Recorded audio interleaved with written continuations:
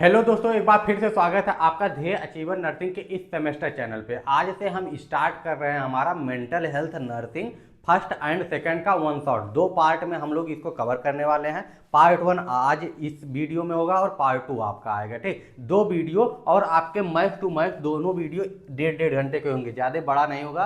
आपका 1.5 घंटे का लेक्चर होने वाला। 1.5 आवर में आपका एक पार्ट होगा, सेकंड पार्ट भी लगभग इतना ही जाएगा। इतने में आपका पूरा मेंटल हेल्थ नर्सिंग आपका, चाहे वो पार्ट वन हो चाहे वो पार्ट टू हो, दोनों आपका खत्म हो जाएगा। पूरा जितना आपने फिफ्थ सेमेस्टर और सिक्स सेमेस्टर में पढ़ाई किया हुआ है मेंटल हेल्थ नर्सिंग का पूरा इसमें बहुत ही सिंपल लैंग्वेज में, बहुत ही आसान तरीके से आपके पूरे माइंड में फिट कर दिया जाएगा। बस आप अगर इसके पीपीटी को भी अगर देख के पढ़ लेंगे तो भी आपको मेंटल हेल्थ नर्सिंग समझ में आ जाएगा। अब तक आप लोगों को लगता होगा कि इसमें जो टर्मिनोलॉजी है वो आपको नहीं समझ में आ रहा है, उसका मतलब क्या होता है, बहुत ज़्यादा टफ लगता है, बार बार भूल जाता है याद करने पे। तो ये सारी प्रॉब्लम आपको इस लेक्चर को देखने के बाद कंप्लीटली दूर हो जाएगा। ठीक, तो आप मेंटल हेल्थ नर्सिंग का वन शॉट है, ये पार्ट नंबर 1 है आपका। इसके बाद में एक पार्ट और आएगा, पार्ट 2 आएगा। पार्ट 1 देखिए, इसके बाद में पार्ट 2 देखिए। और आपको इन दोनों पार्ट देखने के बाद में आपको लगेगा कि आप अगर अभी तक भी कहीं कुछ पढ़े हैं ना, तो आप ये दोनों लेक्चर देख के चले जाइए, आप मेंटल हेल्थ नर्सिंग में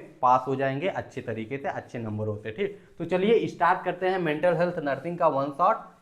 वैसे तो दो शॉट में होगा क्योंकि पार्ट 1 और पार्ट 2 में होगा। Mental health nursing one shot ये आपका होने वाला है। और आपका पार्ट 1 ये पहले बता दीजिए, पार्ट 1 ये है, पार्ट 2। पार्ट 1 में हम लोग बेसिक चीज़ें देखेंगे, इंट्रोडक्शन से स्टार्ट करेंगे, बेसिक बेसिक चीज़ें देखेंगे। कुछ अलग स्टाइल में देखने वाले हैं, कुछ अलग तरीके से, जैसे हमारे बुक में दिया हुआ है उससे थोड़ा अलग देखने वाले हैं। जो इसमें इंपॉर्टेंट चीज़ें हैं, जो आपके एग्जाम पॉइंट ऑफ व्यू से इंपॉर्टेंट है, वो सबसे ज़्यादा उस पर फोकस किया गया है। और कुछ आपको इसमें ये भी पता चलेगा कि कैसे आपको एग्जाम में लिखना है, कौन कौन सी चीज़ें कैसे लिखनी है। और एक डाउट रहता है बच्चों का कि जैसे एक ही जैसा सभी लगते हैं, ठीक, एक ही जैसे सभी डिजीजेस लगते हैं, उनके कंडीशन लगते हैं, उनके आपका क्लिनिकल मैनिफेस्टेशन लगता है। तो उसका भी सोल्यूशन आपको इस वीडियो में मिल जाएगा, किस तरीके से आपको लिखना है, कैसे आपको याद करना है कि कम टाइम पे ज़्यादा से ज़्यादा इफेक्टिव तरीके से आप मेंटल हेल्थ नर्सिंग को प्रिपेयर कर सके अपने एग्जाम के लिए। तो बस आप 3 घंटे दीजिए, 1.5 घंटे इस लेक्चर के लिए और 1.5 घंटे आपका सेकंड लेक्चर के लिए, आपको पूरा क्लियर हो जाएगा। तो चलिए आगे स्टार्ट करते हैं।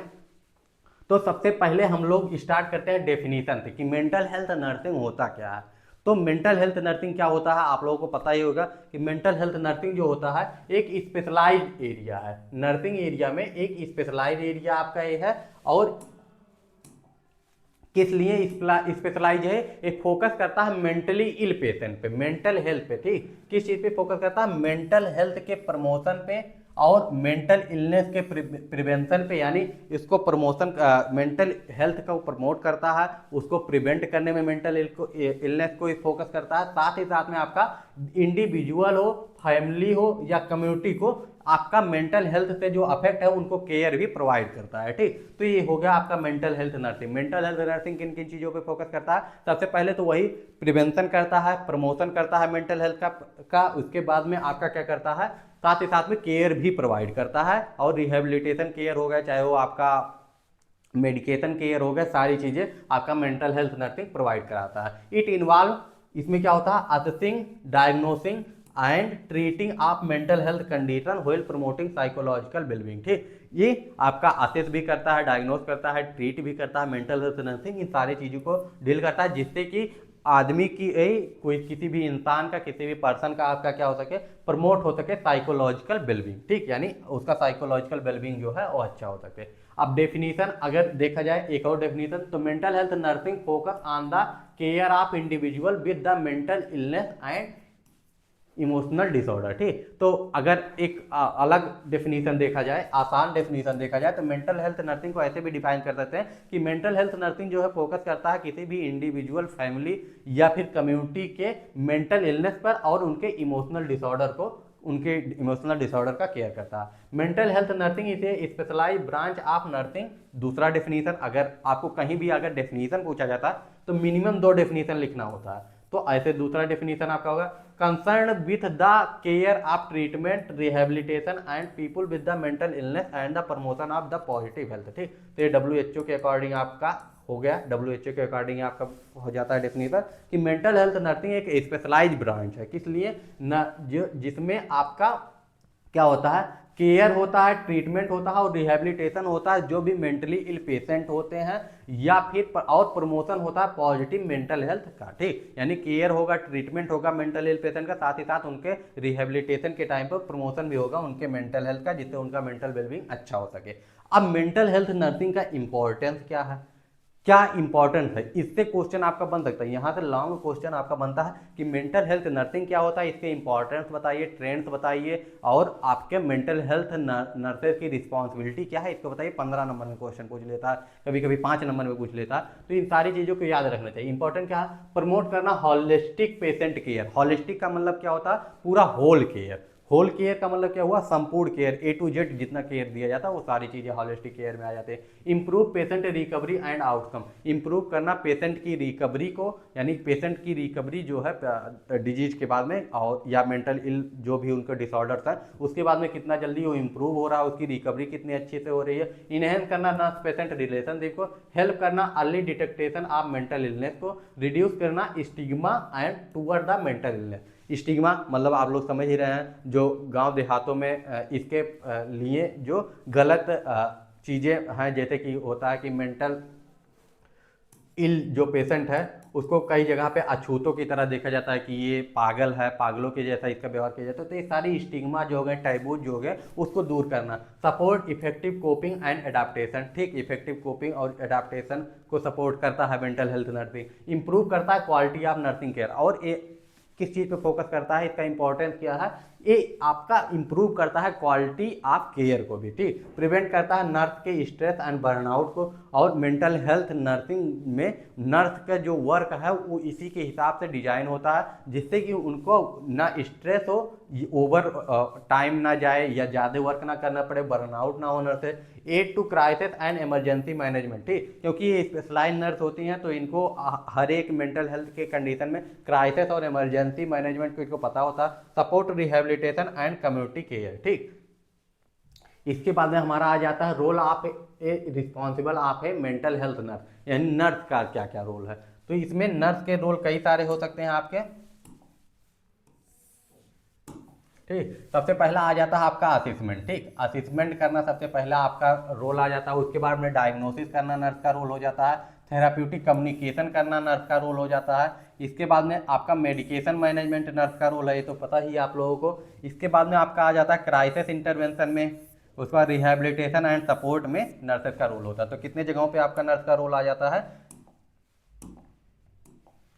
इसमें आ जाता है, पहला आपका आ जाता है असेसमेंट में, दूसरा आपका आ जाता है डायग्नोसिस में, तीसरा आपका कहाँ पे आ जाता है, मेडिकेशन मैनेजमेंट में। ठीक, तीसरा आपका मेडिकेशन मैनेजमेंट में, चौथा आपका क्राइसिस में, और पांचवा आपका रिहेबिलिटेशन में। ये 5 मेन रिस्पॉन्सिबिलिटी होती है एक मेंटल हेल्थ नर्स की। ठीक, यानी जो भी मेंटल हेल्थ नर्स होती है उसकी 5 मेन रिस्पॉन्सिबिलिटी होती है। असेसमेंट करना सबसे पहला होता है, उसके बाद में डायग्नोसिस करना, उसके बाद में थेराप्यूटिक कम्युनिकेशन करना, बहुत ही इंपॉर्टेंट है मेंटल हेल्थ में आपका थेराप्यूटिक कम्युनिकेशन। ठीक, इसके बाद में मेडिकेशन मैनेजमेंट, ये तो आपका है ही, क्राइसिस इंटरवेंशन और रिहेबिलिटेशन एंड सपोर्ट। ठीक, तो असेसमेंट में क्या करते हैं, इवेल्युएट करती है पेशेंट के mental health and emotional status को, वही इवेल्युएट करना, उसकी कंडीशन क्या है, किस स्टेज पे है, ये सारी चीज़ों को। उसके बाद डायग्नोसिस करना, आइडेंटिफाई करना साइकेट्रिक कंडीशन उसका क्या है बेस्ड ऑन द सिम्टम, जो भी सिम्टम दिख रहे हैं उसके आधार पर डायग्नोसिस बनाना, नर्सिंग डायग्नोसिस बनाना। उसके बाद में थेराप्यूटिक कम्युनिकेशन करना, बहुत ही इंपॉर्टेंट है।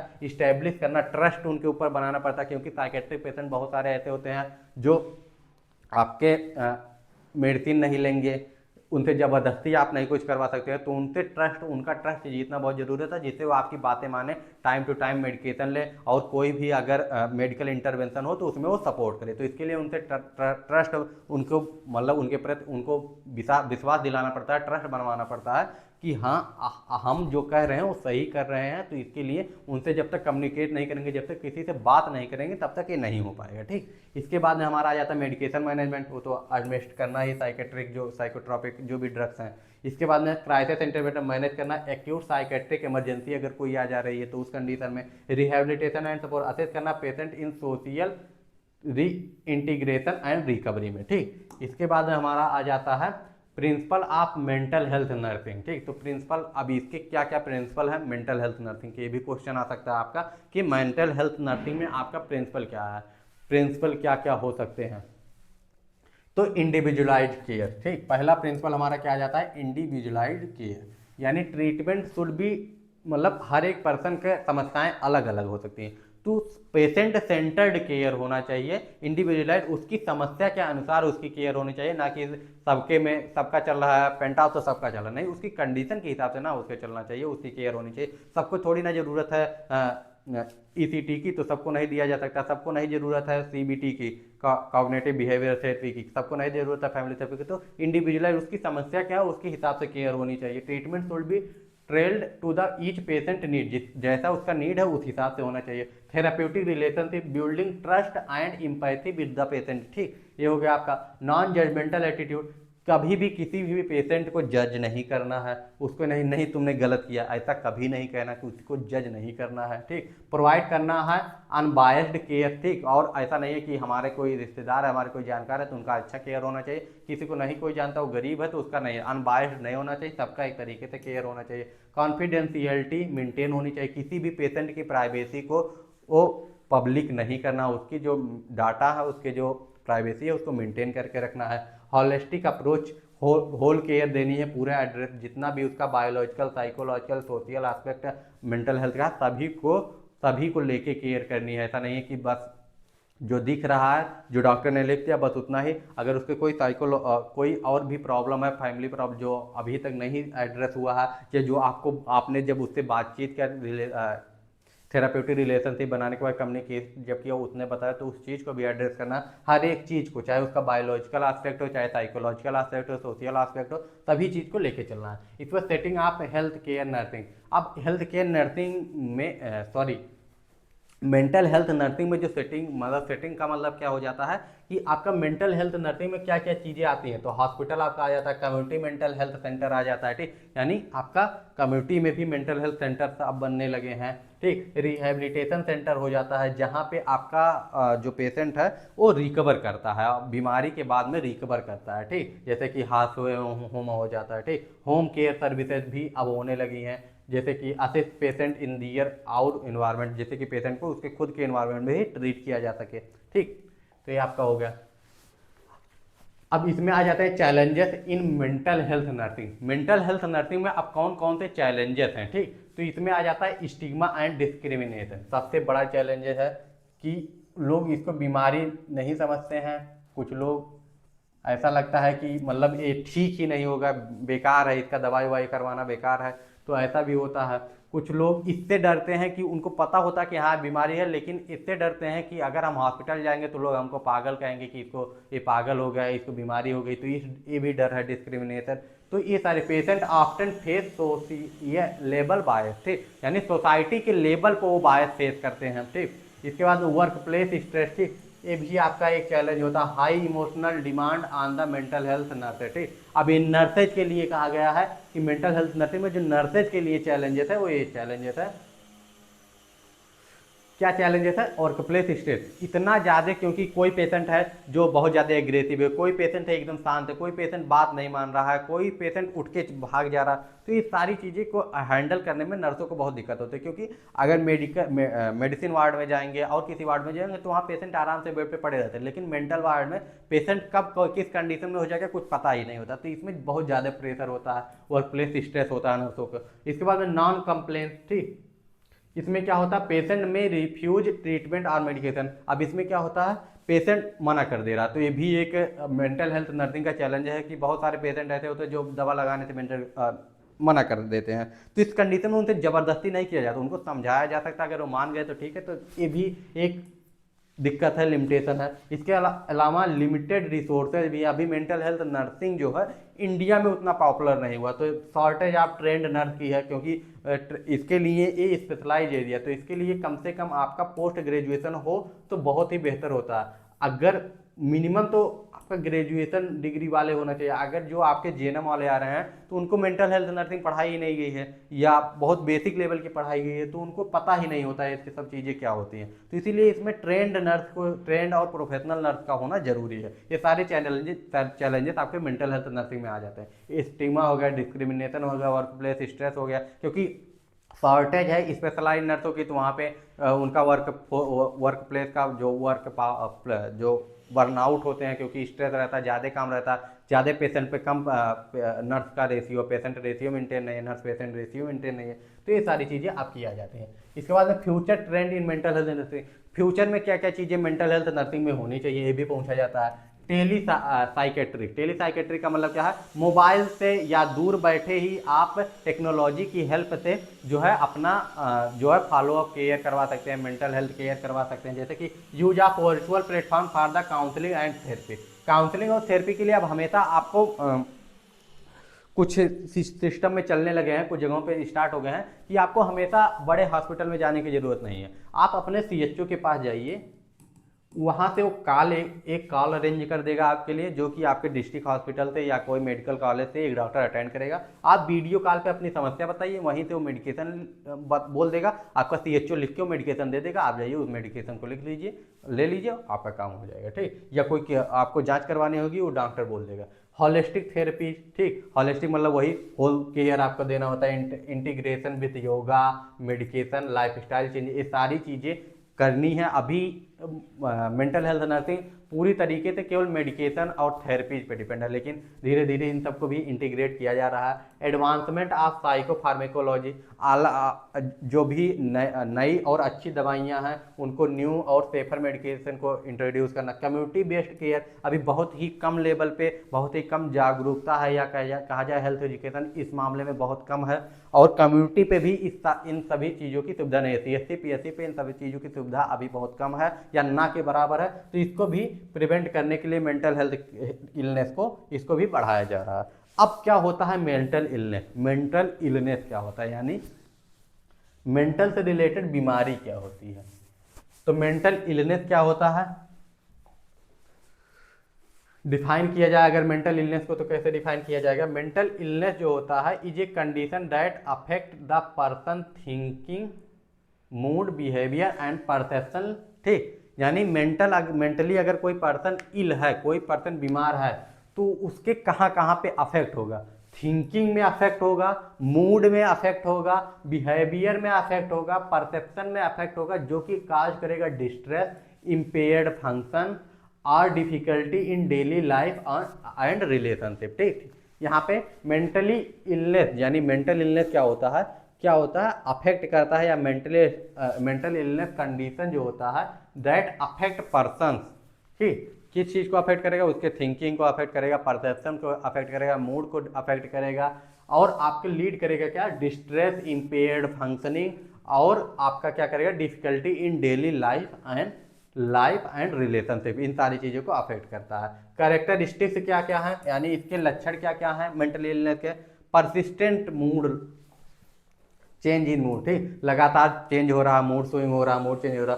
थॉट एंड बिहेवियर, यानी लगातार आपके थॉट में चेंजेस हो रहे हैं, मूड में चेंजेस हो रहे हैं, बिहेवियर में चेंजेस हो रहा है, तो ये सारी चीज़ें आ जाती हैं। Difficulty in managing daily activity and social, रोज का जो रोजमर्रा का काम है, जो रोजमर्रा का काम है वो सही से नहीं हो पा रहा, उसमें प्रॉब्लम हो रही है, तो ये भी एक लक्षण है कि मेंटली कोई प्रॉब्लम है, मेंटली कोई इलनेस है पर्सन में। ठीक, इसके बाद अलावा इंटरेक्शन इम्पेयर्ड हो रहा है, cognitive function such as memory, सही से याद नहीं रह रहा है, कुछ डिसीजन नहीं सही से ले पा रहे हैं, गलत डिसीजन हो जा रहा है, तो ये सारी चीज़ें अगर लगातार देखने को मिल रही है किसी पर्सन में, तो मेंटली किसी न किसी प्रकार से मेंटली इल है। अब मेंटल इलनेस का भी आप डेफिनेशन याद कर लीजिए, ये भी बहुत ही इंपॉर्टेंट है, ये भी आपके पेपर में आ सकता है। ठीक, मेंटल इलनेस क्या होता है, इसके बारे में भी क्वेश्चन पूछा जा सकता है। ठीक, मेंटल हेल्थ और मेंटल इलनेस दोनों चीज़ों के बारे में, अब यही चीज़ें अगर सारी चीज़ें सही है तो बंदा मेंटली हेल्दी है। ठीक, अगर उसका मूड सही है,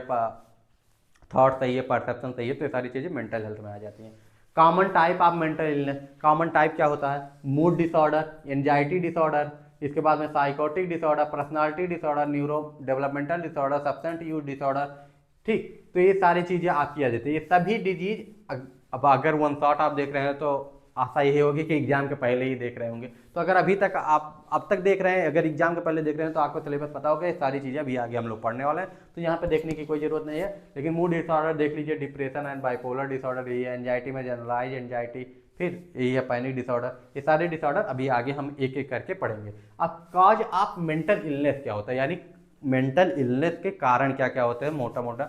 वैसे तो आप लोगों को पता होगा कि मेंटल इलनेस के क्या, वही बायोलॉजिकल काजेज हो गए, साइकोलॉजिकल काजेज हो गए, फिर आपका इन्वायरमेंटल फैक्टर हो गया, ये सभी मेन फैक्टर्स होते हैं किसी भी पर्सन के मेंटली डिस्टर्ब होने का, उसके मेंटली इल होने का। ठीक, तो इसमें आपका बायोलॉजिकल काजेज क्या क्या हो सकते हैं, जेनेटिक प्रीडिस्पोजिशन, जेनेटिक भी हो सकता है कुछ चीज़ें, फिर या तो न्यूरो ट्रांसमीटर इम्बैलेंस हो सकता है। ठीक, इसके बाद में आपका ट्रामा हो गया, स्ट्रेस हो गया, चाइल्डहुड एक्सपीरियंस, ये आपका साइकोलॉजिकल काजन में आ सकता है। इसके बाद में आपका फाइनेंशियल प्रॉब्लम हो गया, सोशल आइसोलेशन हो गया, आपके इन्वायरमेंट में आ सकता है, ये भी अब्यूज हो गया। ठीक, ये सारी चीज़ें आपकी आ सकती हैं। इसके बाद में हमारा अगला जो है वो क्या आ जाता है, impact of mental illness. Mental illness का इम्पैक्ट क्या पड़ता है किसी पर्सन पे, किसी भी बंदा, कोई भी बंदा अगर मेंटली इल हो रहा है, कोई किसी बंदे को मेंटल डिसऑर्डर हो रहा है, तो उसका इम्पैक्ट क्या पड़ेगा, अफेक्ट होगा थिंकिंग, इमोशन और बिहेवियर। ठीक, क्लियर है ना, क्या अफेक्ट होगा उसका, वही मेंटल जो भी चीज़ें हैं, जो भी उसके सोचने समझने की क्षमता है, ये सारी चीज़ें उसकी अफेक्ट होंगी। ठीक, तो इसमें क्या होगा, रिड्यूस होगा ability to perform daily activity, वही है जिस चीज़ मतलब उसका अगर मेंटली डिस्टर्ब हो रहा है कोई भी पर्सन, तो क्या उसका परफॉर्मेंस रिड्यूस होगा, डेली एक्टिविटी वो नहीं कर पाएगा, रोजमर्रा के काम नहीं कर पाएगा, अपने ऑफिस का वर्क नहीं कर पाएगा, अपने पढ़ाई नहीं सही से कर पाएगा, तो ये सारी चीज़ें आएंगी। सोशल रिलेशन उसके खराब होंगे। इसके अलावा डिक्रीज होगा work academic performance, academic performance, अगर बच्चा है वो पढ़ने वाला बच्चा है तो उसका एकेडमिक परफॉर्मेंस खराब होगा। Cause emotional distress to the family, और वो चिड़चिड़ापन रहेगा, फैमिली में डिस्ट्रेस होगा, ये सारी चीज़ें आएंगी। इंक्रीज होगा फिजिकल हेल्थ प्रॉब्लम, और इसकी वजह से मेंटल हेल्थ की वजह से उसका फिजिकल हेल्थ में भी प्रॉब्लम आने धीरे धीरे शुरू हो जाएंगे। इसके बाद में हमारा लीड करेगा सोशल स्टिग्मा को, ठीक, और डिस्क्रिमिनेशन को। इसके बाद इंक्रीज होगा इकोनॉमिक बर्डन, क्योंकि कोई भी पर्सन अगर बीमार हो रहा है, अगर वो सही से वर्क नहीं कर पा रहा तो सही से कमा नहीं पाएगा, वो अपने वर्क में नहीं जा पाएगा, कमा नहीं पाएगा, तो उससे सोशल बर्डन होगा। साथ ही साथ बीमार हो रहा है, वो एक्स्ट्रा खर्चा हॉस्पिटल में जा रहा है, फिर से दवा का खर्चा एक्स्ट्रा हो रहा है, तो सोशल बर्डन भी बढ़ेगा। मे रिजल्ट इन सब्सटेंस अभी हो सकता है कि डिप्रेशन की वजह से, एंजाइटी की वजह से, इन सब की वजह से वो नशा भी करने लगे। इसके अलावा can lead to the disability और सुसाइड रिस्क। ठीक, ज़्यादा डिप्रेशन हो जा रहा है या फिर एंजाइटी हो रही है, उसकी वजह से उस सुसाइड का भी रिस्क बढ़ जाता है। ठीक, इसके बाद में ट्रीटमेंट एंड मैनेजमेंट क्या क्या हो सकते हैं, तो साइकोथेरेपी हम यूज करते हैं, मेडिकेशन यूज करते हैं, लाइफ स्टाइल मॉडिफिकेशन करते हैं, सपोर्ट सिस्टम करते हैं। ठीक, तो इसमें साइकोथेरेपी में जैसे कई सारी थेरेपी होगी आपका, चाहे वो सीबीटी हो गया, पीयर ग्रुप थेरेपी हो गया, ग्रुप थेरेपी हो गया, आपका फैमिली थेरेपी हो गया, ये सारे थेरेपी हो गए, प्ले थेरेपी हो गया, ये सारी थेरेपी दी जाती है। ठीक, कॉग्निटिव बिहेवियरल थेरेपी, काउंसलिंग किया जाता है। मेडिकेशन में क्या हो गया, चाहे वो एंटी डिप्रेसेंट हो, आपका जो भी मेंटल इलनेस होगा, मेंटल डिसऑर्डर होगा, उसके हिसाब से आपको जो है दवाई दी जाएगी। तो एंटी डिप्रेसेंट हो गया, एंटी साइकोटिक्स हो गया, मूड स्टेबलाइजर हो गया, सारी चीज़ें यूज की जाती हैं। लाइफ स्टाइल मॉडिफिकेशन, उनको लाइफ स्टाइल मॉडिफाई करने के लिए कहा जाता है, एक्सरसाइज करने के लिए कहा जाएगा, फिर और भी चेंजेस करने के लिए कहा जाएंगे, योगा करने के लिए कहा जाएगा, साथ ही साथ बैलेंस डाइट के लिए कहा जाएगा कि अच्छा खान पान करें अपना, और मेडिटेशन जरूर करें। सपोर्ट सिस्टम में जैसे फैमिली हुए, फ्रेंड हुए, उनसे उनकी भी काउंसलिंग की जाएगी, उनको बताया जाएगा कि इनको इस चीज़ से दूर रखिए, इनसे ये बातें मत शेयर कीजिए, ये सारी चीज़ें होगी। और आपका जो भी मेंटल हेल्थ सर्विसेज प्रोवाइड की जाती है कम्युनिटी में, ये सारी चीज़ें आपकी कम्युनिटी मेंटल हेल्थ नर्सिंग में होती हैं। ठीक, लास्ट चैप्टर जो आपका है कम्युनिटी मेंटल हेल्थ नर्सिंग। अब कुछ टर्म हैं, सबसे बड़ा दिक्कत, सबसे बड़ी प्रॉब्लम मेंटल हेल्थ नर्सिंग में यही आती है कि वर्ड का मीनिंग ही नहीं समझ में आता है। सबसे बड़ी दिक्कत यही है कि वर्ड का मीनिंग ही नहीं समझ में आ रहा कि इसका मतलब क्या होता है। मतलब नहीं समझ में आता है तो पूरा मतलब अगर वर्ड का मीनिंग नहीं समझ में आया तो क्वेश्चन में कुछ लिख ही नहीं पाएंगे, उसका मतलब नहीं समझ में आ रहा है तो क्या ही लिख देंगे। अगर वर्ड का मीनिंग समझ में आए तब तो कुछ लिख दें, नहीं भी पढ़े हो तभी कुछ लिख दें, लेकिन मीनिंग ही नहीं समझ में। इसीलिए पूरे मेंटल हेल्थ नर्सिंग के जो इंपॉर्टेंट वर्ड है, जो इंपॉर्टेंट टर्म है, उनको यहाँ पे एक साथ पहले समझा दिया गया है, वो भी बहुत ही आसान भाषा में। तो स्टार्ट करते हैं। सबसे पहले अफेक्ट क्या होता है। अफेक्ट क्या होता है, आउटवर्ड एक्सप्रेशन ऑफ इमोशन। ठीक, एक अफेक्ट होता है और एक मूड होता है। ठीक, दो वर्ड होते हैं, एक अफेक्ट होता है और एक आपका क्या होता है, मूड होता है। मूड जो होता है वो आपका इमोशन होता है जो आपके अंदर होता है, अफेक्ट वो होता है जो आप बाहर एक्सप्रेस करते हैं, ठीक, यानी बाहर दिखाते हैं। अब क्या आउटवर्ड एक्सप्रेशन, ये सेक्शन थोड़ा स्लो चलेगा क्योंकि यही समझने वाली चीज़ है, बाकी तो खटाखट खत्म हो जाएगा। अगर इसको समझ गए तो आधा आपका मेंटल हेल्थ नर्सिंग ऐसे तैयार हो गया। तो अफेक्ट क्या होता है, आउटवर्ड एक्सप्रेशन ऑफ इमोशंस, ठीक, यानी बाहर हम क्या अपने इमोशन को जो शो कर रहे हैं वही होता है आपका अफेक्ट। अब इसमें दो चीज़ें होती है, फ्लैट आपका होता है अफेक्ट और एक ब्लंट अफेक्ट होता है। जिसको पता होगा कमेंट करके बताइए कि फ्लैट अफेक्ट क्या होता है, ब्लंट अफेक्ट क्या होता है, ठीक। इसके बाद में आ जाते हैं डिल्यूजन। डिल्यूजन क्या होता है, a false fixed belief not based on reality, ठीक, एक बिलीव होता है जो कि रियलिटी पे बेस्ड नहीं होता है, ठीक। एग्जांपल के लिए पैरानॉइड डिल्यूजन, इसमें जैसे कि आपका ये आ जाता है delusion, a false fixed belief not based on the reality, ठीक, कि ये हमको मारेंगे, इसमें कोई रियलिटी नहीं, वो कभी मारने के लिए नहीं कर रहा, लेकिन वो उनको विश्वास होता है, ठीक। अब इसके बाद हाइलुसिनेशन में क्या आ जाता है, इनको जैसे कुछ आवाज सुनाई दे रहा है जो कि नहीं है लेकिन इनको सुनाई दे रहा है, जैसे कि इसमें क्या होता है, perception of something is that is not real, जैसे कि ऑडिटरी विजुअल हाइलुसिनेशन होगा, ठीक, कि जैसे उनको लगेगा कि कमरे में कोई है लेकिन नहीं रहेगा, कोई उनको सुनाई देगा आवाज़ लेकिन वो आवाज़ नहीं कोई बोला रहेगा, तो ये चीज़ होती है। डिल्यूजन में क्या होता है, फॉल्स फिक्स्ड बिलीफ होता है, नहीं हमको मारेंगे तो मारेंगे, ठीक, ये वाली चीज़ें होती हैं। ये हम मेरे चोरी इन्होंने ही की है तो की है, उनको बिलीव होता है कि हाँ उन्होंने किया है, ठीक। इल्यूजन में क्या होता है, miss interpretation of real external stimulus, ठीक, इसमें क्या होता है, जैसे कि कोई रियल चीज़ है, जैसे रस्सी है तो उसको सांप समझ लेंगे, तो वो चीज़ होती है, रियल में होती है, लेकिन उसको गलत समझ लेते हैं, मतलब जो चीज़ रहता है वो नहीं कोई दूसरा समझ लिया, रस्सी को सांप समझ लिया, कोई अंधेरे कमरे में पर्सन बैठा भूत समझ लिया, जो कि होता नहीं है, ठीक, ये चीज़ हो गई। डिल्यूजन में क्या होता है, फॉल्स यानी गलत बिलीव होता है, ठीक, किसी बेस्ड ऑन रियलिटी, ठीक, जो कि रियलिटी पे बेस्ड ही नहीं होता, नॉट बेस्ड ऑन रियलिटी।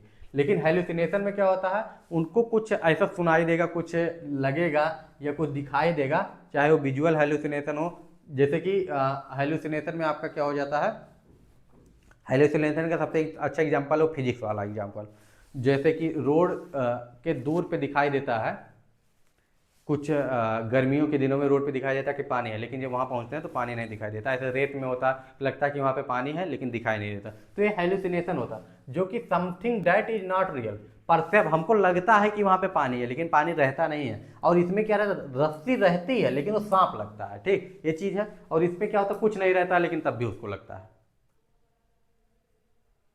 इसमें उस बारे में कुछ नहीं रहता फिर भी उसको लगता है, ठीक, क्लियर है ना। अब इसके बाद आगे बढ़ते हैं ऑब्सेशन और कंपल्सन। ये ओसीडी में आपको देखने को मिला, ऑब्सेसिव कंपल्सिव डिसऑर्डर में ऑब्सेशन क्या होता है, कंपल्सन क्या होता है, दोनों एक दूसरे से रिलेटेड है। ऑब्सेशन क्या होता है, कंपल्सन क्या होता है, recurrent intrusive thought causing distress, ठीक, recurrent intrusive thought causing distress, मतलब उसको लगेगा कि उसका हाथ गंदा है, ठीक, हमेशा हमेशा लगेगा कि उसका हाथ गंदा है, ये हो गया क्या, ऑब्सेशन। तुरंत हाथ धो के आया रहेगा लेकिन फिर भी लगेगा उसको हाथ गंदा है, ठीक, उसको हाथ गंदा है। लेकिन कंपल्सन में क्या होता है, repetitive behaviour perform to reduce the anxiety. अब इसको, इससे एंजाइटी हो रही है, ठीक, ऑब्सेशन से क्या हो रही है, एंजाइटी हो रही है कि उसका हाथ गंदा है, हाथ गंदा है, हाथ गंदा है, ये चीज़ उसको दिक्कत हो रही है। लेकिन कंपल्सन में क्या होगा, अब हाथ गंदा है तो इसको एंजाइटी होगी, एंजाइटी होगी। अब यहाँ पे अगर एंजाइटी हो रही है तो उस एंजाइटी को रिड्यूस करने के लिए बार बार जाके हाथ धोएगा, तो एक ही काम अगर बार बार कर रहा है तो कंपल्सन हो गया। और अगर रिकरेंट एंड इंट्रेंसिक थॉट, और एक ही थॉट बार बार आ रहा है उसको कि उसका हाथ गंदा है, उसका हाथ गंदा है, तो वो चीज़ आपका ऑब्सेशन हो गया, दोनों एक दूसरे से कनेक्टेड है, ठीक। आगे बढ़ते हैं, मेनिया क्या है, abnormal elevated mood with the hyper activity and impulsion. दो चीज़ें इसमें याद रखिएगा, एलिवेटेड मूड होता है, यानी मूड क्या था आपका, जो आप एक्सप्रेस कर रहे हैं इमोशन को, बाहर जो आप एक्सप्रेस कर रहे हैं वो अफेक्ट होता है, लेकिन जो आपके अंदर होता है वो आपका मूड होता है, तो वही मूड जो है एलिवेट होगा, यानी आपका मूड जो आपकी इंटरनल इमोशन है, इंटरनल इमोशन जो है वो आपका बढ़ेगा, एलिवेट होगा, और जिसकी वजह से आप क्या होगा, हाइपर एक्टिव, वो पर्सन क्या रहेगा, हाइपर एक्टिव रहेगा, ठीक। और इम्पल्सिटिव क्या है, इम्पल्सिविटी रहेगी, ठीक। तो हाइपर एक्टिव रहेगा। सिंपल से याद रखिएगा कि मूड एलिवेट होगा और हाइपर एक्टिव रहेगा, तो मेनिया है। इसके बाद में हमारा डिप्रेशन आ जाता है। डिप्रेशन में हमेशा लो मूड रहेगा, परसिस्टेंट लगातार लो मूड रहेगा। डिप्रेशन तो आप लोग मूवी वूवी में देखेंगे, जो डिप्रेस रहते हैं, सोए रहते हैं, हमेशा उदास रहते हैं, हमेशा परेशान रहते हैं, लॉस, उनको कोई इंटरेस्ट नहीं रहता है, ठीक। फटीग, हमेशा थके थके से लगते हैं, तो ये डिप्रेशन का लक्षण है, ठीक। तो ये क्या होगा, परसिस्टेंट लो मूड रहेगा, फटीग रहेगा, ठीक। और आपका क्या रहेगा, लॉस ऑफ इंटरेस्ट रहेगा। ये सारी चीज़ें हो गई। इसके बाद साइकोसिस क्या होता है और आपका न्यूरोसिस क्या होता है। बहुत ज़्यादा पूछा जाता है एग्जामिनर के द्वारा कि साइकोसिस क्या होता है, न्यूरोसिस क्या होता है। साइकोसिस, loss of contact with the reality. साइकोसिस का मतलब समझिए एकदम पूरा पागल। साइकेट्रिक, साइकोसिस से साइकेट्रिक, साइकेट्रिक मतलब पागल पूरा, ठीक। तो इसको याद रखने का सबसे आसान सा तरीका यही है कि ये पागल मतलब पूरा पागल है। मतलब इसको पता ही नहीं है कि रियलिटी में क्या है, इन्वॉल्विंग डिल्यूजन और हेलुसिनेशन। इसको लगेगा रियलिटी, पूरा रियलिटी से कट चुका हुआ है। इसको लगेगा जैसे कि एग्जाम्पल के लिए कहेगा कि टीवी मुझे मैसेज कर रहा है। अब टीवी कैसे मैसेज कर सकता है, वो अलग बात है कि धीरे धीरे टेक्नोलॉजी आ रही है, ये भी पॉसिबल हो जाएगा।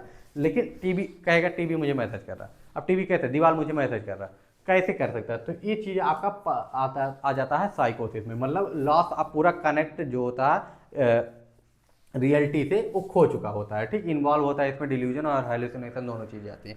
न्यूरोसिस में क्या होता है, ये मेंटल डिसऑर्डर है इमोशनल डिस्ट्रेस का, लेकिन इसमें लॉस ऑफ रियलिटी नहीं हुई रहती है, no loss of reality.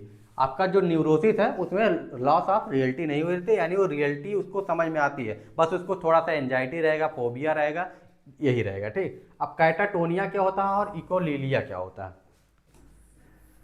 Examiner ऐसे ही क्वेश्चन पूछे, कैटाटोनिया क्या होता है, इकोलेलिया क्या होता है, ऐसे टफ टफ चीज़ें पूछते हैं, तो बस इसको सिंपली वर्ड में याद रखिए। A state of abnormal movement, rigidity and lack of response, ठीक। इतनी चीज़ें होनी चाहिए। एबनॉर्मल मूवमेंट होना चाहिए, रिजिडिटी होनी चाहिए और लैक ऑफ रिस्पॉन्स होना चाहिए, ठीक।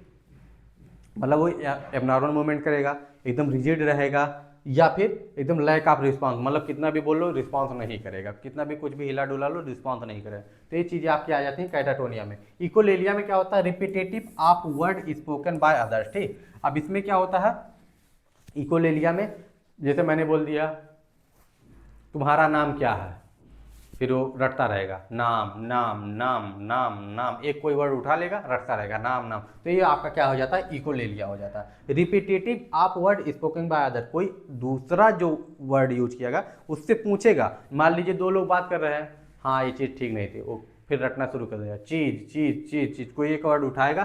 Common in autism and schizophrenia, schizophrenia में और आपका ऑटिज्म में देखने को मिलता है, ठीक। तो रिपीटेटिव वर्ड होता है जो कि दूसरे के वर्ड को वे आपका उठा के बोलता है।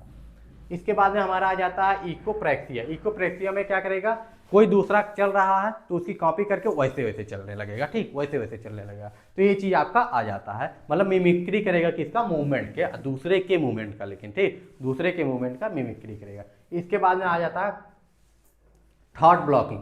थॉट ब्लॉकिंग क्या होता है, sudden interrupted in thought flow often seen in schizophrenia, ठीक। ज़्यादातर सीजोफ्रेनिया में देखा जाता है बोलता रहेगा उसके बाद एकदम चुप, पूरा थॉट ब्लॉक। थॉट ब्लॉकिंग से वैसे ही समझ में आ रहा। इसके बाद में आ जा रहा कन्फैबुलेशन। इसमें क्या होता है, इसमें जो होता है आपका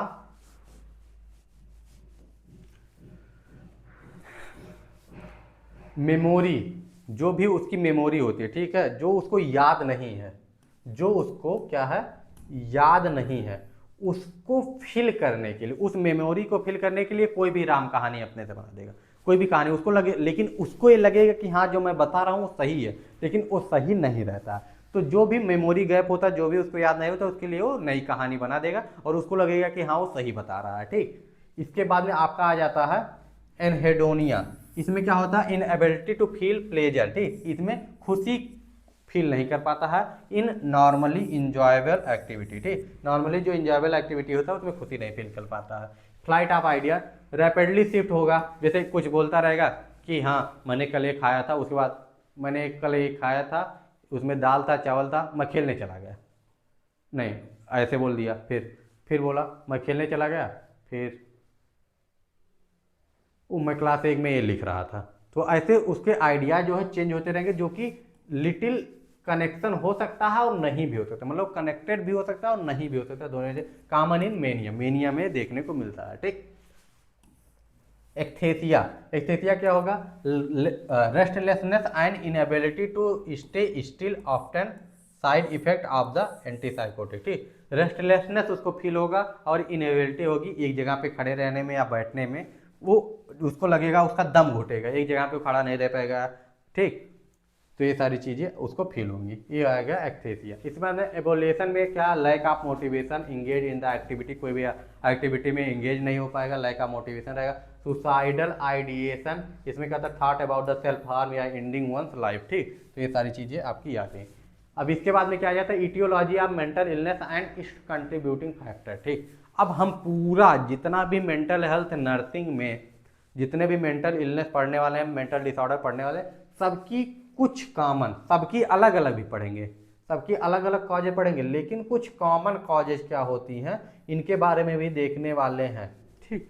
सिंपल कॉजेज, जो कि आप लोगों को यही दिक्कत रहता है कि सबका कैसे इटियोलॉजी याद करें, तो उसके लिए कुछ तरीके ढूंढे गए हैं, कुछ नया तरीके से आपको लग रहा होगा कि हाँ कुछ नए तरीके से आज मेंटल हेल्थ नर्सिंग आप पढ़ रहे हैं। ठीक। तो आपका क्या हो गया? बायोलॉजिकल फैक्टर सबसे पहला कॉजेज में आ जाता है। इसमें क्या होता है? These are the psychological and genetic influence that contribute the mental disorder. ठीक। ये आपका सॉरी फिजिकल और जेनेटिकल इन्फ्लुएंस होता है बायोलॉजिकल का फैक्टर में। इसमें आपका जेनेटिक आ जाता है, न्यूरोट्रांसमीटर इम्बैलेंस आ जाता है, ब्रेन एबनॉर्मलिटीज आ जाते हैं, हार्मोनल चेंजेस आ जाते हैं, इन्फेक्शन एंड ब्रेन इंजरी आ जाती है। इतनी सारी चीज़ें आपकी आ जाती हैं इसमें। ठीक। अब इसमें क्या होता है? बायोलॉजिकल फैक्टर में जेनेटिक फैमिली हिस्ट्री इंक्रीज, मतलब फैमिली हिस्ट्री से आपका हो सकता है, सिंपल सी बात है, कॉजेज में ज़्यादा टाइम नहीं लेंगे। न्यूरो ट्रांसमीटर इम्बैलेंस में हो सकता है, डेफिशिएंसी हो सकती है, कोई भी केमिकल, किसी भी केमिकल्स की आपके शरीर के अंदर, जैसे सीरोटोनिन होगा, डोपामिन हो गया। ठीक। ये सारी चीज़ें हो गई एग्जाम्पल, जिससे low serotonin link with the depression, अगर लो सीरोटोनिन हो रहा तो क्या करेगा? डिप्रेशन के साथ उसका लिंक होता है। ठीक। तो ये हो गया।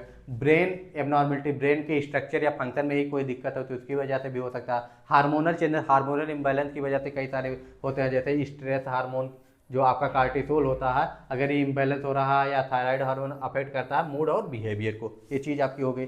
इन्फेक्शन एंड ब्रेन इंजरी इसकी वजह से होगा, आप लोगों को सिंपल सा इसके बारे में पता ही है।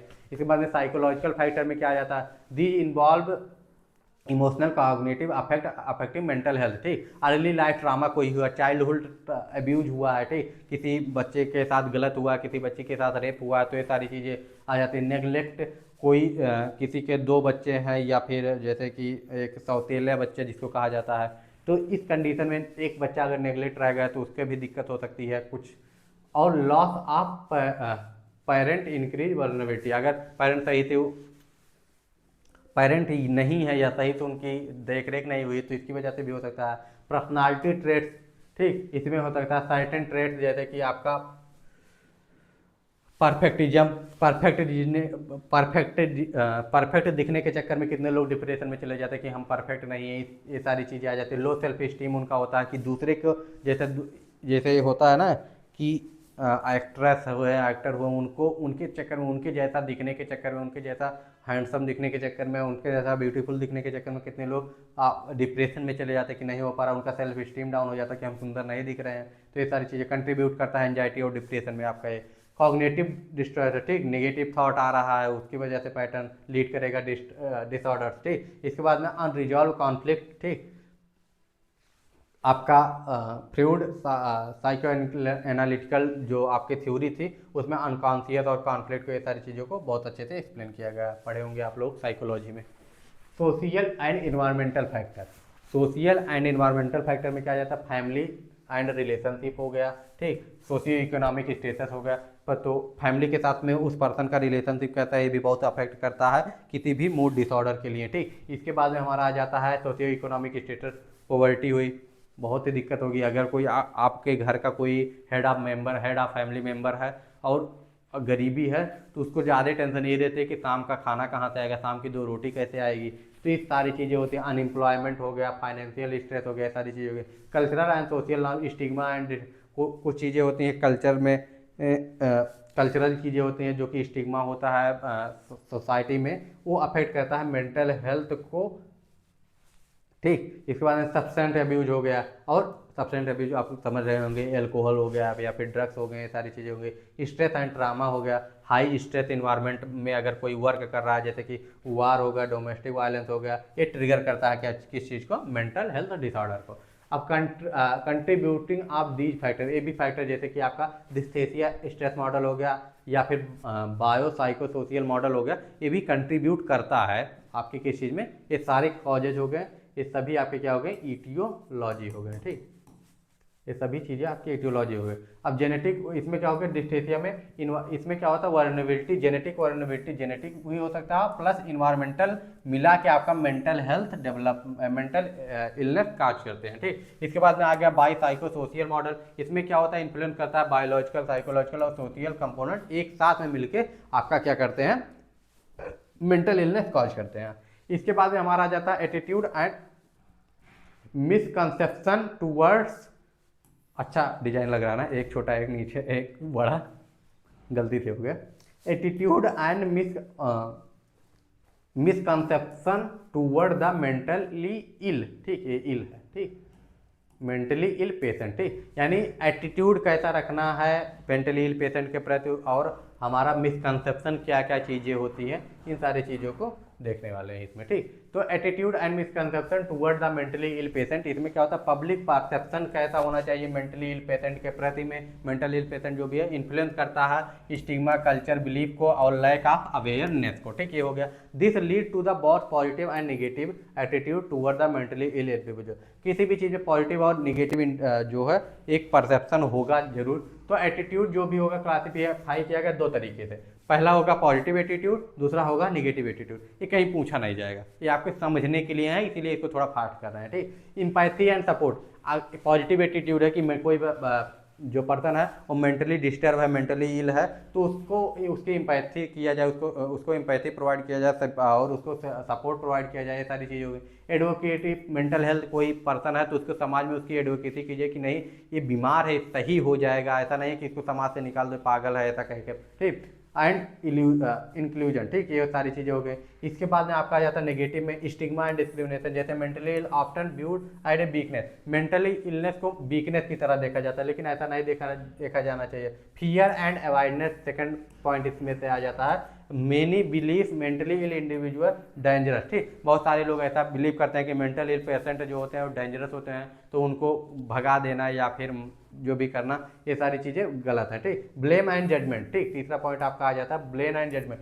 मेंटली इल पेशेंट पे बहुत सारे लोग होते हैं जो ब्लेम करते हैं, उन पर जज करते हैं, तो ऐसा नहीं करना चाहिए। ठीक, employment and social exclusion, mental illness can lead the work place discrimination and isolation. ठीक, डिस्क्रिमिनेशन की वजह से भी मेंटल इलनेस हो सकती है, और आपके आइसोलेशन, कोई बंदा जो है अकेले रह रहा है तो आइसोलेशन की वजह से भी हो सकता है। ठीक, several myths contribute to the stigma surrounding mental, कुछ स्टिग्मा है, कुछ जो चीज़ें जिसको जानना जरूरी है। मिसकंसेप्शन अबाउट काज, कारण, mental is the sign of weakness, जो मेंटल हेल्थ है या मेंटल इलनेस है, ये साइन किस चीज़ का है, आपके वीकनेस का। तो ऐसा नहीं है, इसका फैक्ट ये है कि it is a medical condition not lack of will power. ठीक, तो ये एक मेडिकल कंडीशन है, जबकि ना कि लैक ऑफ विल पावर है। ठीक, दूसरी चीज आपकी आ जाती है ओनली स्ट्रेस कॉज मेंटल, केवल स्ट्रेस मेंटल हेल्थ को कहा जाता है, ऐसा नहीं है, जेनेटिक भी होता है, बायोलॉजिकल भी होता है, environmental also play the role. ठीक, इसके बाद मिसकंसेप्शन अबाउट बिहेवियर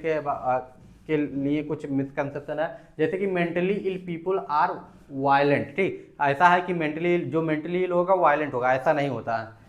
जो मोस्ट इंडिविजुअल जो होते हैं मेंटली इल होते हैं वो नहीं वायलेंट होते हैं, बहुत ही कम लोग होते हैं जो आपके वायलेंट होते हैं। ठीक, people with the mentally ill can never recovery. ठीक, और लोगों का मानना ऐसा होता है कि जो पागल हो, सॉरी मेंटली इल हो गया, उसको ठीक नहीं किया जा सकता, वो सही नहीं हो सकता, तो ऐसा नहीं है।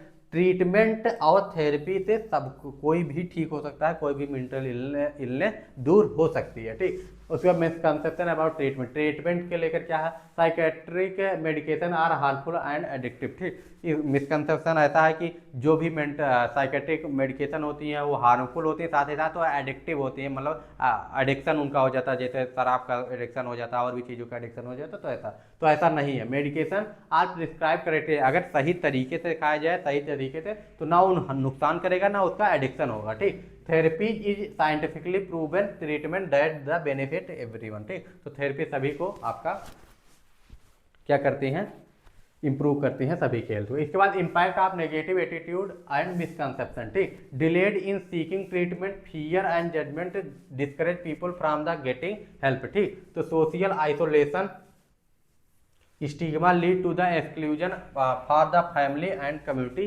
Workplace discrimination, mental illness is the barrier of empowerment and promotion. ठीक, low self esteem in patient. ठीक, ये हो गया। तो इम्पैक्ट क्या करता है नेगेटिव एटीट्यूड एंड मिसकंसेप्शन। ठीक, तो इम्पैक्ट पेशेंट पे क्या करता है, डिले होता है ट्रीटमेंट में, बहुत सारे लोग होते हैं जो ट्रीटमेंट कराने ही नहीं जाते इन सब डर से। इसके बाद में सोशल आइसोलेशन, क्योंकि सब लोगों को लगता है कि पागल है तो इसको दूर रहना है, तो सोशल आइसोलेशन होता है। Work place discrimination, work place पे उसका डिस्क्रिमिनेशन होता है। लो सेल्फ स्टीम इसकी वजह से पेशेंट का होता है। ठीक, इसके बाद क्या होता है, way to overcome stigma and, कौन कौन से रास्ते हैं, सबसे बड़ा और सबसे अच्छा रास्ता है हेल्थ एजुकेशन देना कम्युनिटी लेवल पे। अगर लोगों को कम्युनिटी लेवल पे हेल्थ एजुकेशन दिया जा रहा है तो इससे आपका दूर किया जा सकता है। इसके बाद स्प्रेडिंग अवेयरनेस। ठीक है, अवेयरनेस को फैलाया जाए, इनकरेज किया जाए ओपन डिस्कशन को, इस चीज़ को इनकरेज किया जाए सरकार के द्वारा, लोगों के द्वारा, नर्सों के द्वारा, डॉक्टर्स के द्वारा, कि खुले में इस चीज़ की बात हो कि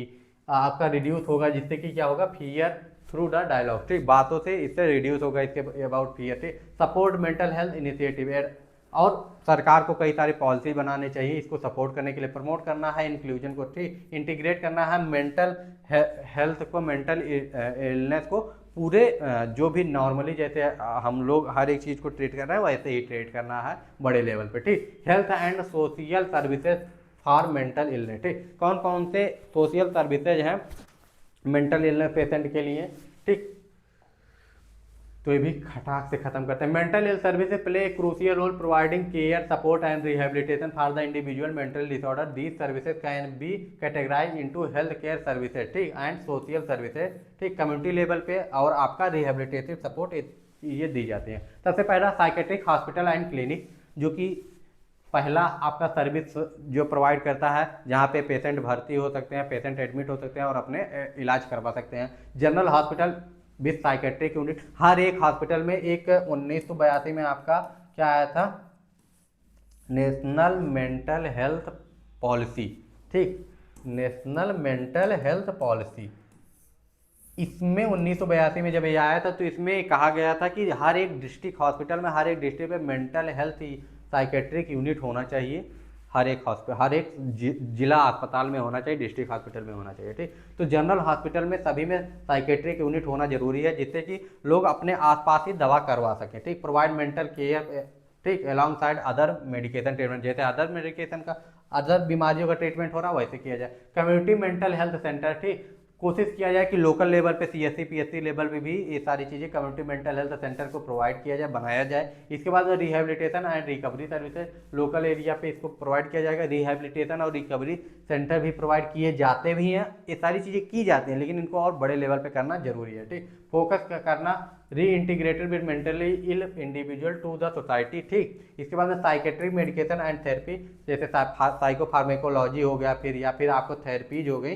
ये सारी चीज़ों को प्रोवाइड करना किया जाता है। ठीक, किया, ये सारी सर्विसेज प्रोवाइड की जाती है, health care services for the mental illness. ठीक, इतनी सारी सर्विसेज प्रोवाइड की जाती है, चाहे वो आपका साइकेट्रिक हॉस्पिटल ही हो, ठीक, स्पेशली साइकेट्रिक के लिए जनरल हॉस्पिटल में साइकेट्रिक यूनिट हो, या फिर आपका कम्युनिटी लेवल पे हो, रिहेबिलिटेशन या रिकवरी सर्विसेज हो, बहुत अच्छे से इसको दिया जाता है। साइकेट्रिक मेडिकेशन एंड थेरेपी हो, ये सारी चीज़ें प्रोवाइड की जाती हैं। इसके बाद social services for mental illness, social services कौन कौन सी होती है मेंटल इलनेस के लिए। ठीक, गवर्नमेंट मेंटल हेल्थ प्रोग्राम, जैसे national mental health programme 19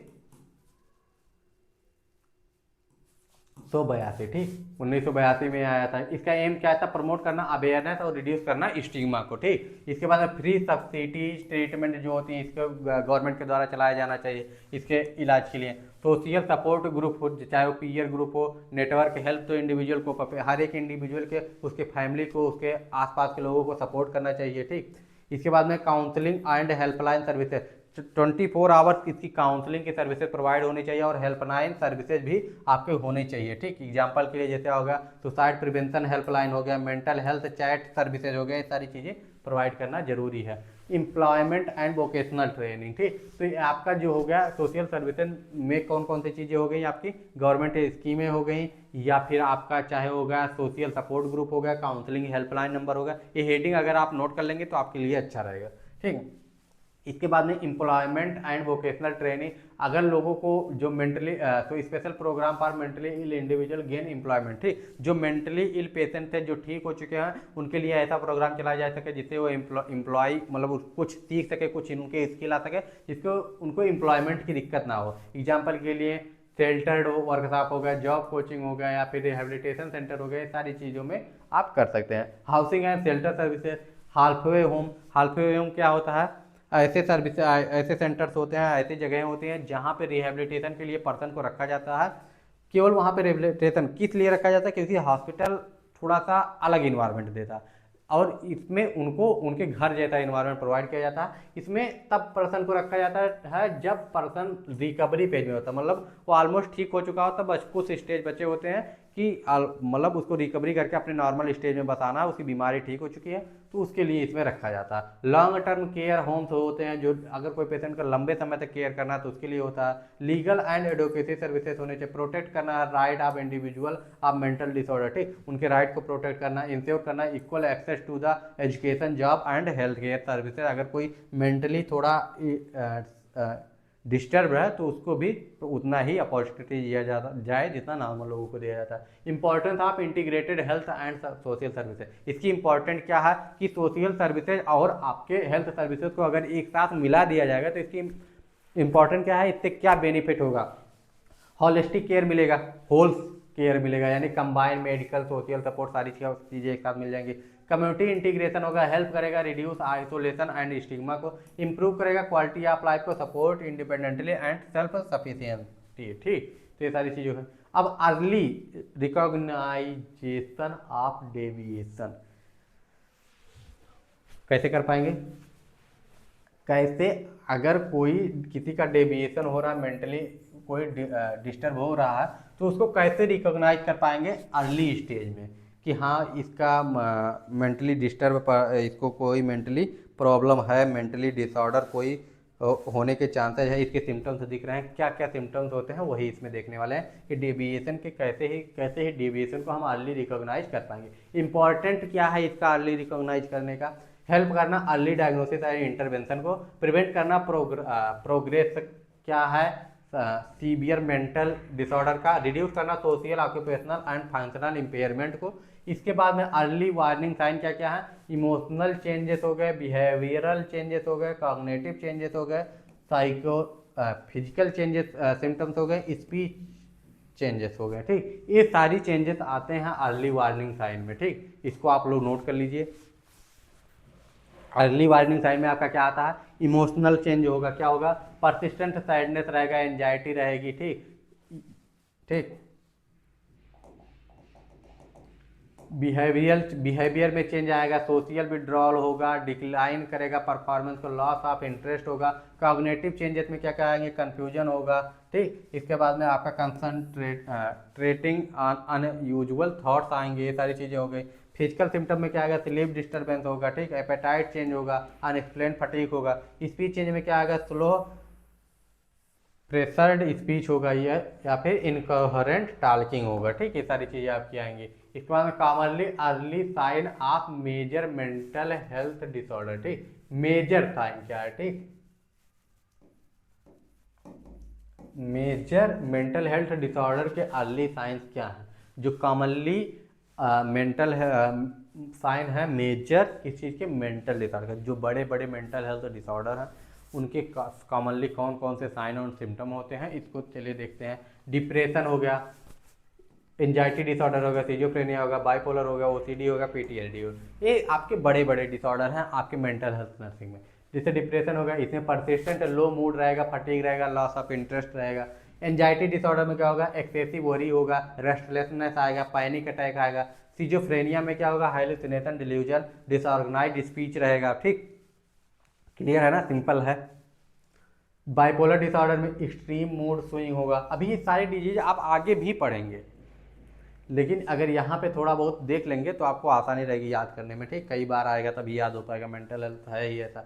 OCD में क्या, repetitive thought and compulsive behaviour, अभी आप लोगों ने पढ़ा। पीटीएसडी, फ्लैशबैक एंड आपका नाइट मार्स हो गया, हाइपर विजिलेंस हो गया, ये सारी चीज़ें आ जाती हैं। अब स्ट्रेटेजी क्या है, अर्ली आइडेंटिफिकेशन क्या है, रेगुलर मेंटल हेल्थ चेकअप करवाना चाहिए। ठीक, ये स्ट्रेटेजी हो सकती है। Awareness program in school, work place and community में करवाना सरकार की जिम्मेदारी है, एनजीओज की जिम्मेदारी है।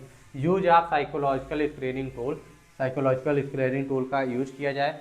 इनकरेज किया जाए open discussion about the mental health. ठीक, इनकरेज किया जाए कि ओपन डिस्कशन हो मेंटल हेल्थ को रिलेटेड, जिससे लोगों को जागरूकता भी बढ़ेगी, उनका डर भी खत्म होगा इसके प्रति, उनकी जो भी दिक्कतें हैं वो खत्म होगी। ठीक, केयर गिवर, ठीक,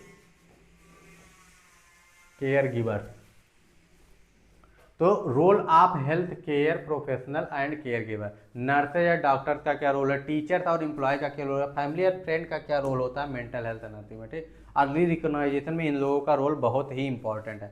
नर्स और डॉक्टर क्या करते हैं, अर्ली स्क्रीनिंग कर सकते हैं, रिफरल, अगर सीरियस कंडीशन है तो उसको बड़े हॉस्पिटल में रेफर कर सकते हैं, और मैनेजमेंट उसका कर सकते हैं अगर उनके मैनेजेबल है। टीचर और एम्प्लॉय को नोट करना चाहिए कि उनकी परफॉर्मेंस कैसे जा रही है, एकेडमिक परफॉर्मेंस कैसा जा रहा है, वर्क प्लेस पे उनका कैसा बिहेवियर आ रहा है, क्या चीज़ें इशू आ रही है, सारी चीज़ों को नोट डाउन करना है। फैमिली नोटिस करना जरूरी है, फैमिली और फ्रेंड को उनके बिहेवियर को भी अगर चेंज हो रहा है तो उसको रेगुलर मॉनिटर करना है, और उसको उसके प्रति उनसे बात करनी है कि ये चेंजेस क्यों आ रहे हैं, क्या प्रॉब्लम है, क्या दिक्कत है, उनसे इस बारे में बात करना जरूरी है। Classification of mental disorder, classification of mental disorder, mental disorder के क्लासिफिकेशन कौन कौन से हैं, दो ही क्लासिफिकेशन होते हैं आपके मेंटल हेल्थ नर्सिंग में। सबसे पहला आपका क्या होता है, पहला क्या होता है, ICD, international classification of diseases 11, ICD 11 हो गया। दूसरा होता है डीएसएम, क्या होता है, diagnostic and strategical manual mental disorder 5th edition. ठीक, डीएसएम 5 हो गया, आईसीडी 11 हो गया। यही दो चीज़ें आपकी आती हैं क्लासिफिकेशन में। आपका आईसीडी किसने दिया था, डब्ल्यूएचओ ने दिया था आईसीडी 11 को, और डीएसएम 5 को किसने दिया था, एपीए ने दिया था। यानी एपीए कौन है, अमेरिकन साइकेट्रिक एसोसिएशन, एपीए ने दिया था आपका डीएसएम 5 को, और आईसीडी 11 को किसने दिया था, इंटरनेशनल क्लासिफिकेशन ऑफ डिजीज। ठीक, इसका 11th एडिशन इस समय चल रहा है और इसका 5th एडिशन इस समय चल रहा है। ठीक, आगे बढ़े। Major classification of mental health disorder, जो मेजर क्लासिफिकेशन अब यहाँ से हम लोग शुरू करने वाले हैं, उनके बारे में थोड़ा थोड़ा पढ़ेंगे। मेजर क्लासिफिकेशन जो भी हैं, ठीक, जो चीज़ें थोड़ी आसानी से पढ़ी जा सकती है उनको आसानी से पढ़ेंगे। ठीक, पहले यहाँ पे देखेंगे कि किस किस डिसऑर्डर में किस किस मतलब क्लासिफिकेशन के किस किस जैसे कि आपका हो गया न्यूरो डेवलपमेंटल डिसऑर्डर, उसके अंदर कौन कौन सी बीमारियाँ आती हैं, सीजोफ्रेनिया में कौन कौन सी बीमारियाँ आती हैं, या फिर मूड डिसऑर्डर में कौन कौन सी बीमारियाँ आते हैं, ईटिंग डिसऑर्डर में कौन कौन सी बीमारियाँ आती हैं, पर्सनालिटी डिसऑर्डर में कौन कौन सी बीमारियाँ आती हैं, एंजाइटी डिसऑर्डर में कौन कौन सी बीमारी आती है। इसको इसके बाद में इनको डिटेल में फिर करके पढ़ना शुरू करेंगे। उसका भी स्टाइल है डिटेल में, ऐसा नहीं है कि जैसे हम लोग हर एक डिजीज पढ़ते हैं वैसे पढ़ेंगे, नए स्टाइल में पढ़ने वाले हैं हम लोग। तो न्यूरो डेवलपमेंटल डिसऑर्डर में इंटेलेक्चुअल डिसेबिलिटी आ जाती है, ऑटिज्म स्पेक्ट्रम डिसऑर्डर आ जाता है, अटेंशन डेफिसिट या हाइपर एक्टिविटी डिसऑर्डर आ जाता है, एडीएचडी जिसको कहते हैं। Schizophrenia and spectrum and other psychotic disorder हो गया, सीजोफ्रेनिया, सीजो अफेक्टिव डिसऑर्डर, डिल्यूजनल डिसऑर्डर। इसके बाद मूड एंड अफेक्ट डिसऑर्डर में क्या आ जाता है, major depression disorder, bipolar disorder, type 1 और टाइप 2 दोनों आते हैं इसी में, और डिस्थीमिया, परसिस्टेंट डिप्रेशन डिसऑर्डर जिसको कहते हैं, डिस्थीमिया आ जाता है। इसके बाद एंजाइटी डिसऑर्डर है, एंजाइटी डिसऑर्डर में क्या आ जाता है, वही सारे एंजाइटी वाले डिसऑर्डर आ जाते हैं, generalize anxiety disorder, panic disorder, social anxiety disorder और स्पेसिफिक फोबिया, ये सारी चीज़ें आपकी आ जाती हैं। Trauma and stress related disorder में क्या आ जाता है, पीटीएसडी सबसे इंपॉर्टेंट है, acute stress disorder, adjustment disorder. ठीक, इतने सारे डिसऑर्डर आपको पढ़ने की जरूरत नहीं, क्योंकि इतने सारे आपके सिलेबस में दिए हुए नहीं। जैसे इसमें PTSD दिया हुआ, इसको पढ़ लीजिएगा, ठीक। तो OCD इसमें दिया हुआ, तो OCD पढ़ना है, ठीक। बॉडी डिस्मॉर्फिक डिसऑर्डर, ठीक, ये हो गया। इसके अलावा आपका हॉर्डेलिंग डिसऑर्डर हो गया। तो ये सारी चीज़ अगर इसको याद कर सकते हैं तो ठीक है, अच्छी बात रहेगी आपके लिए। Somatic symptoms and related disorder, तो सोमैटिक डिसऑर्डर क्या होगा? Somatic symptoms disorder, illness, anxiety disorder, ठीक। इसके अलावा आपका क्या होगा? Conversion disorder. डिसोसिएटिव डिसऑर्डर में क्या आ जाता है? डिसोसिएटिव एमनेसिया आ जाता है। उसके बाद में DID आ जाता है। उसके बाद में आपका डी सोशलाइजेशन या डी रियलाइजेशन जो होता है, ये डिसऑर्डर आपके आ जाते हैं। Major classification of mental disorder में अगला जो आ जाता है पर्सनालिटी डिसऑर्डर। इसमें cluster A, cluster B, cluster C के सभी डिसऑर्डर आ जाते हैं। ईटिंग डिसऑर्डर आपका आ जाता है, जिसमें आपका पीका आ जाता है, एनोरेक्सिया नर्वोसा आ जाता है, एनोरेक्सिया बुल्वेरिया आ जाता है, ठीक। बिंज ईटिंग डिसऑर्डर आ जाता है। सब्सटेंस रिलेटेड डिसऑर्डर में आपका अल्कोहल यूज डिसऑर्डर आ जाता है, ड्रग डिपेंडेंस आ जाता है, और गैम्बलिंग डिसऑर्डर आ जाते हैं। Major classification of mental disorder में क्या क्या चीज़ें हैं? न्यूरोकॉग्निटिव डिसऑर्डर, डिमेंशिया, डिलीरियम आ जाता है। Sexual and gender related disorder में जेंडर डिस्फोरिया आ जाता है, पैराफिलिक डिसऑर्डर आ जाता है, और स्लीप वेक डिसऑर्डर में आपका इंसोम्निया डिसऑर्डर आ जाता है, और आपका स्लीप एपनिया आ जाता है। ये सारी चीज़ें आ जाती हैं। अब sign and symptom of common mental illness के क्या आ जाते हैं? कॉमन मेंटली जो इलनेस है उनके साइन एंड सिम्टम, उनके लक्षण क्या क्या है? हमने एक कॉमन पढ़ा था कॉजेज, अब एक बार पढ़ ले रहे हैं कॉमन क्या? इलनेस, ठीक। इलनेस में क्या होगा? Sign and symptom of common mental illness में mental illness manifest through emotion, cognitive, behaviour, physical changes. Early recognition of this symptom is crucial for the timely intervention. क्या कहना? अगर अर्ली रिकॉग्नाइजेशन इसीलिए जरूरी है क्योंकि टाइम पे इसका इंटरवेंशन किया जा सके। अब डिप्रेशन, एंजाइटी, सिजोफ्रेनिया, सभी क्या क्या एक साथ में दे दिए गए हैं, ये स्टाइल है ना। सबका डेफिनेशन आपने पहले देख लिया है, डिप्रेशन का देख लिया, एंजाइटी का देख लिया, सिजोफ्रेनिया का। अगर सिजोफ्रेनिया का नहीं भी देखा तो उसको आप लोग जानते हैं कि क्या चीज़ें होती है। वैसे आगे सिजोफ्रेनिया आपको डिटेल में भी देखने को मिलेगा, ठीक है। एंजाइटी डिसऑर्डर भी देखने को मिलेगा, डिप्रेशन भी देखने को मिलेगा। तो यहाँ से कॉमनली आप अब आइडेंटिफाई करना शुरू कीजिए कि कॉमनली क्या क्या चीज़ें हम सब क्वेश्चन में लिखते थे, क्या चीज़ें किस में स्पेशल है, इसीलिए ऐसे पढ़ाया जा रहा है, ठीक। तो स्टार्ट करते हैं 1 घंटा हो चुका हमारा। परसिस्टेंट सैडनेस होगा, होपलेसनेस होगा, इरिटेबिलिटी होगी, ये आपका इमोशनल डिसऑर्डर होगा। कॉग्निटिव में क्या होगा? डिफिकल्टी कंसंट्रेट करने में, डिप्रेशन में यही दिक्कत होती है। निगेटिव थॉट आएगा, आपका सुसाइडल आइडिएटिज्म आएगा। बिहेवियर में क्या होगा? लॉस ऑफ इंटरेस्ट होगा एक्टिविटीज में, इन एक्टिविटीज में, ठीक। इसके बाद में आपका withdrawal form of social interaction होगा। फिजिकल में क्या आएगा? Fatigue, changes in the sleep and appetite, unexplained ache, ठीक, अनएक्सप्लेन्ड एक रहेगा, ठीक, दर्द रहेगा। इमोशनल में क्या आ जाएगा? एक्सेसिव फीवर आ जाएगा, और आपका नर्वसनेस आ जाएगा, रेस्टलेसनेस आ जाएगा। कॉग्निटिव में क्या आएगा? ओवर थिंकिंग आएगा, इरिटेशनल वरीज आएगा, वरी होगा, ठीक, और डिफिकल्टी कंसंट्रेटिंग आ जाएगा, ठीक। बिहेवियरल में क्या आ जाएगा? Avoidance of the fear situation, compulsive behaviour, ठीक। फिजिकल में क्या आएगा? रैपिड हार्ट बीट आ जाएगा, स्वेटिंग आ जाएगा, डिजीनेस आ जाएगा, शॉर्टनेस ऑफ ब्रीथिंग आ जाएगा। ये आपका एंजाइटी डिसऑर्डर का होगा। अब आपका सिजोफ्रेनिया में क्या जाता है? इमोशनल, कॉग्निटिव, बिहेवियर और फिजिकल। अब इसको देख के एक चीज़ समझ में आ रहा है, कहीं भी साइन एंड सिम्टम लिखना है तो क्या क्या हेडिंग डालना है? इमोशनल हेडिंग डालना है, कॉग्निटिव हेडिंग डालना है, बिहेवियरल सिम्टम हेडिंग डालना है, और फिजिकल सिम्टम हेडिंग डालना है, ठीक। इमोशनल में क्या? फ्लैट अफेक्ट होगा, लैक ऑफ इमोशनल एक्सप्रेशन, ठीक। अब देखिए यहाँ पे आपका फ्लैट अफेक्ट में 2 चीज़ें होती थी, एक फ्लैट होता था और एक शायद पुअर था, ठीक। क्या था ऑप्शन में? दूसरा वाला ऑप्शन बताइए कि 2 टाइप का होता है, एक फ्लैट होता है। फ्लैट में क्या होता है? बिल्कुल भी आपका क्या होता है? इमोशन होता ही नहीं, लैक ऑफ इमोशन होता है। और आपका जो अगला टाइप होता है उसमें क्या होता है? थोड़ा बहुत इमोशन शो करता है, यही होता है। कॉग्निटिव में डिल्यूजन होगा, हेलुसिनेशन होगा आपका, ठीक, और डिसऑर्गेनाइज थिंकिंग होगा। बिहेवियर में डिसऑर्गेनाइज स्पीच होगा, सोशल विड्रॉल होगा। फिजिकल में पुअर सेल्फ केयर रहेगा, सेल्फ डिस्टर्बेंस रहेगा। ये सारी चीज़ें सिजोफ्रेनिया में देखने को मिलेगी। बाइपोलर डिसऑर्डर में मैनिक एपिसोड होगा और डिप्रेसिव एपिसोड होगा। बाइपोलर डिसऑर्डर में क्या? एलिवेट करेगा मूड, अगर वो मैनिक एपिसोड है तो एक्सेसिव एनर्जी और रिस्की बिहेवियर, रैपिड स्पीच होगा। ठीक, इतनी सारी चीज़ देखने को मिलेगी। डिप्रेसिव एपिसोड में क्या होगा, लो एनर्जी रहेगा, सैडनेस रहेगा, लॉस ऑफ इंटरेस्ट रहेगा और सुसाइडल थॉट रहेगा। ठीक, इसके बाद में ऑब्सेशन में क्या होगा, रिकरेंट इंटरेस्ट, ऑब्सेशन, कंपल्सन और इमोशन। इसमें 3 चीज़ें आपको साइन और सिम्टम में देखने को मिले। ऑब्सेशन में क्या, रिकरेंट इंटरेस्टिव थॉट, ठीक वही है, एक ही थॉट बार बार आएगा। कंपल्सन में रिपीटेटिव बिहेवियर रहेगा, पता है। इमोशन में एंजाइटी और डिस्ट्रेस रहेगा। ठीक, पोस्ट ट्रामेटिक स्ट्रेस यानी पीटीएसडी जो हो गया, इसमें क्या रहेगा, पीटीएसडी में इमोशनल में इंटेंस फियर होगा, एंगर होगा, इरिटेबिलिटी होगी। कॉग्निटिव में फ्लैशबैक में और बिहेवियर क्या होगा, अवॉइडेंस ऑफ द रिमीडियस या हाइपर बिलीजियंस और हाइपर बिलीजियंस और स्लीप डिस्टर्बेंस होगा। ठीक, ये सारी चीज़ें आपकी पीटीएसडी में दिखाई देंगी। अगर आपको इसका पीडीएफ चाहिए तो टेलीग्राम चैनल पे मिल जाएगा, लिंक डिस्क्रिप्शन में दिया हुआ, वहाँ से जाके टेलीग्राम पे आप डाउनलोड कर सकते हैं। ईटिंग डिसऑर्डर में क्या होगा, इमोशनल, कॉग्निटिव, बिहेवियर, फिजिकल। ठीक, वही होगा। एक्सट्रीम फियर होगा, वेट गेन करने का, बॉडी इमेज डिस्ट्रॉयड का। ठीक, अगर वो ठीक या वेट गेन हो जाएगा या बॉडी इमेज डिस्ट्रॉयड हो जाएगा, इस सारी चीज़ों का। Cognitive perception with the food calorie perception,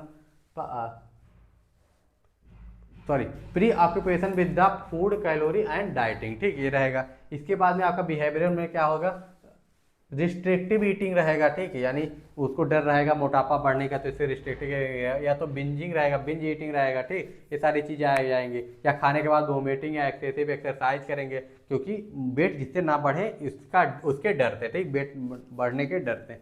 physical में क्या आ जाएगा, रैपिड वेट चेंज होगा। ठीक, हेयर थिनिंग होगा, डाइजेस्टिव प्रॉब्लम होगी, ये सारी चीज़ें होगी। इमोशनल में क्या होगा, मूड स्विंग होगा, इरिटेबिलिटी, डिप्रेशन होगा। कॉग्निटिव में पुअर जजमेंट आएगा आपका सब्सटेंस यूज डिसऑर्डर में। ठीक, जैसे कि आपके सब्सटेंस यूज डिसऑर्डर क्या हो जाए, अल्कोहल अब्यूज डिसऑर्डर हो गया। ठीक, इस सारी चीज़ों में आपका आ जाता है। क्रेविंग होगी, मेमोरी इंपेयरमेंट होगा। बिहेवियर में क्या आ जाता था, इंक्रीज होगा सब्सटेंस यूज। ठीक, यानी बिहेवियर सब साइन एंड सिम्टम क्या दिखेगा, कोई भी अगर सब्सटेंस दारू पी रहा है तो उसके बिहेवियर में क्या दिखेगा, धीरे धीरे दारू पीना ज़्यादा कर देगा, तो ये बिहेवियर में दिख जाएगा। नेग्लेक्ट ऑफ रिस्पॉन्सिबिलिटी को नेग्लेक्ट करेगा, अपनी जिम्मेदारियों को कम समझेगा, रिस्की बिहेवियर होता चला जाएगा। विड्रॉल सिम्टम, ठीक, अगर विड्रॉल करा तो उसको विड्रॉल सिम्टम दिखेंगे। किडनी डैमेज हो गए, सारे फिजिकल डैमेज में आ गए। पर्सनालिटी डिसऑर्डर में अगर देखा जाए तो paranoid personality disorder, borderline personality disorder, anti social और अवॉइडेंट पर्सनालिटी डिसऑर्डर, ये सारे पर्सनालिटी डिसऑर्डर हैं। इसको आगे भी पर्सनालिटी डिसऑर्डर में भी हम लोग देख लेंगे। ठीक, इसके बाद में आ जाता है न्यूरो कॉग्निटिव डिसऑर्डर।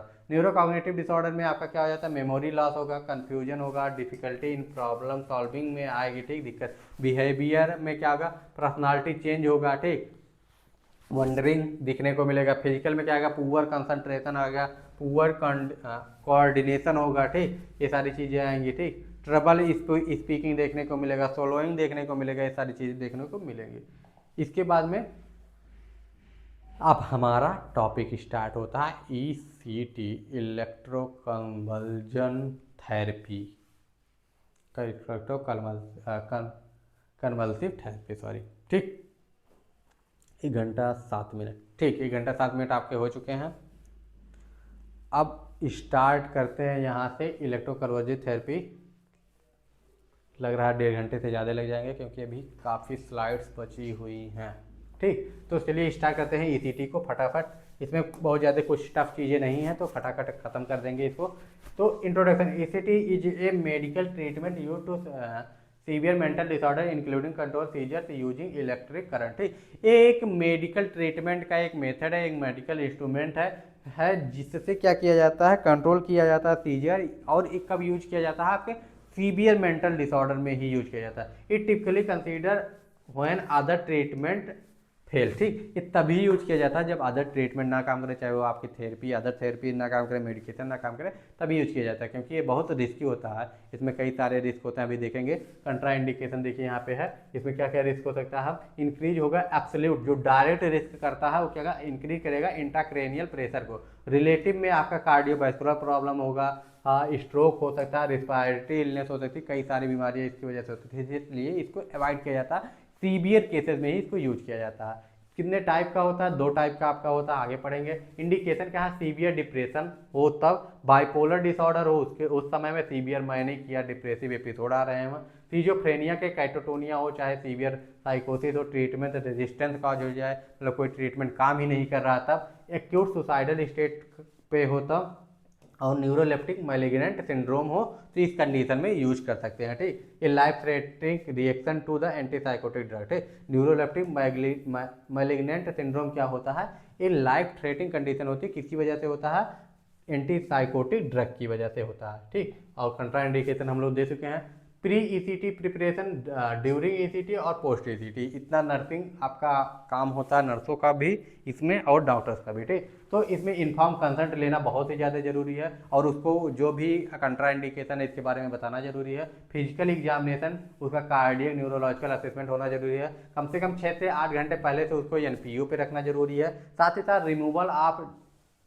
ज्वेलरीज हुई, कोई भी टाइट क्लोथ हुआ तो उसको आईबी लाइन को इंसर्ट कर देना फॉर एनेस्थीसिया के लिए। ठीक, एनेस्थीसिया में ही किया जाता है, अगर विदाउट एनेस्थीसिया कोई डॉक्टर कर दिया तो उस पर केस कर सकते हैं आप। ठीक, ड्रग एसीटी, जैसे एनेस्थीसिया इसमें दिया जाता है ड्यूरिंग एसीटी, तो पहले एनेस्थीसिया दिया जाएगा, शॉर्ट एक्टिंग एनेस्थीसिया जैसे कि प्रोफेनॉल। ठीक, इसके बाद में मसल रिलैक्टेंस दिया जाएगा, इलेक्ट्रोड प्लेस किए जाएंगे उसके, अगर बाईलेटरल है या यूनिलेटरल है किसी उसी हिसाब से। ठीक, बाईलेटरल है तो दोनों हेमिस्फीयर पे दिया जाएगा, यूनिलेटरल है तो एक हेमिस्फीयर पे लगाया जाएगा इलेक्ट्रोड। ठीक, इसके बाद इलेक्ट्रिक स्टिमुलेशन दिया जाएगा।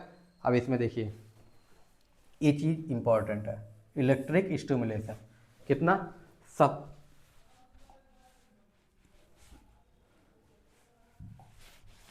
70 से 120, 70 से 120 वोल्ट कितने देर के लिए, 0.5 से 8 सेकंड के लिए। ठीक, 0.5 सेकंड से लेके 8 सेकंड के लिए दिया जाता है, और किस लिए, कंट्रोल सीजर। ठीक, कंट्रोल सीजर को कंट्रोल करने के लिए, और लास्ट ज़्यादा से ज़्यादा 20 से 30 सेकंड के लिए इसको बहुत मैक्सिमम दिया जाता है, तो लास्टिंग ये दिया जाता है। ठीक, तो ये याद रखिएगा कितना, 70 से 120 वोल्ट होना चाहिए। ठीक, और आपका कितना 0 से 8 सेकंड इंक्लूड किया जाता है इंड्यूसिंग ए कंट्रोल सीजर। ठीक, यानी सॉरी इसमें थोड़ा सा मिस्टेक है, 1 मिनट, यहाँ पे थोड़ा सा गलती हो गई, इसके लिए माफी चाहते हैं। यहाँ पे देखिए क्या लिखा है, 70 से 120 वोल्ट देंगे किस चीज़ को करने के लिए, इंड्यूस करने के लिए, मतलब सीजर लाने के लिए, कितने देर के लिए, और वो सीजर लास्ट से लास्ट 60 सेकंड में खत्म हो जाएगा। ठीक, इससे एक मेथड होता है, सीजर आएगा तो उससे जो है पेशेंट का कंडीशन सही होता है, लेकिन सीजर कितना देर के लिए होना चाहिए, आपका ये जो इलेक्ट्रिक स्टिमुलेशन दिया जाएगा ये आपका दिया जाएगा 0.5 से लेके 8 सेकंड के लिए, और सीजर ज़्यादा से ज़्यादा 20 से 60 सेकंड के लिए होना चाहिए, उसके बाद खत्म हो जाना चाहिए। ठीक, ये उसके बाद आ गया post ECT care. Post ECT care में क्या जाता है, रिकवरी मॉनिटर किया जाता है, वाइटल साइन उसका हो गया, ओरिएंटेशन चेक हो गया, observation for the side effect हो गया, हेडेक हो गया, कंफ्यूजन हो गया, शॉर्ट टर्म मेमोरी लॉस हो गया। इसके बाद में साइकोलॉजिकल सपोर्ट में जैसे आपका reassurance and reorientation if needed. ठीक, इसके बाद में हमारा आ जाता है ईसीटी के टाइप कितने होते हैं, बाईलेटरल होता है, यूनिलेटरल, मतलब अगर 2 इलेक्ट्रोड है तो दोनों हेमिस्फीयर पे लगाया जाएगा, एक इलेक्ट्रोड है तो एक हेमिस्फीयर पे लगाया जाएगा, तो ये होगा यूनिलेटरल और बाईलेटरल। ठीक, साइड इफेक्ट में क्या आता है आपका, कॉमन साइड इफेक्ट में आपका टेम्परेरी कंफ्यूजन होगा, शॉर्ट टर्म में मेमोरी लॉस हो सकता है, हेडेक हो सकता है, नोजिया हो सकता है, मसल सोरनेस हो सकता है। सीरियस कॉम्प्लिकेशन में क्या क्या आ सकते हैं, प्रोलॉन्ग्ड सीजर हो सकता है, कार्डियोवास्कुलर इश्यू हो सकते हैं। ठीक, ये सारी चीज़ें हो सकती हैं, हाइपरटेंशन हो सकता है। इसके बाद में नर्सिंग रिस्पॉन्सिबिलिटी क्या है, प्री ईसीटी, ईसीटी के पहले क्या क्या प्रिपेयर करना है, पेशेंट को उससे कंसल्ट लेना है, चेक करना है उसके वाइटल को, और इंश्योर करना है कि 6 से 8 घंटे पहले से एनपीयू पर हो, नील पर ओरल हो। ठीक, ड्यूरिंग ईसीटी क्या करना है, असिस्ट करना है, एनेस्थीसिया एडमिनिस्टर करना है। ठीक, इंश्योर करना है सेफ्टी को, पोस्ट ईसीटी मॉनिटर करना है उसके वाइटल साइन को। ठीक, इसके बाद में प्रोवाइड करना है रीएश्योरेंस, एसेस करना है memory loss and support and psychological wellbeing को। इसके बाद में हमारा आ जाता है लेवल ऑफ प्रिवेंशन। ठीक, लेवल ऑफ प्रिवेंशन वही है, इसको खटाक से खत्म करते हैं जो हम लोग आज तक पढ़ते हुए आ रहे हैं नर्सिंग फाउंडेशन में, जो हम लोगों ने पढ़ा, जो हमने कम्युनिटी हेल्थ नर्सिंग में पढ़ा, वही चीज़ मेंटल हेल्थ नर्सिंग में भी पढ़नी है।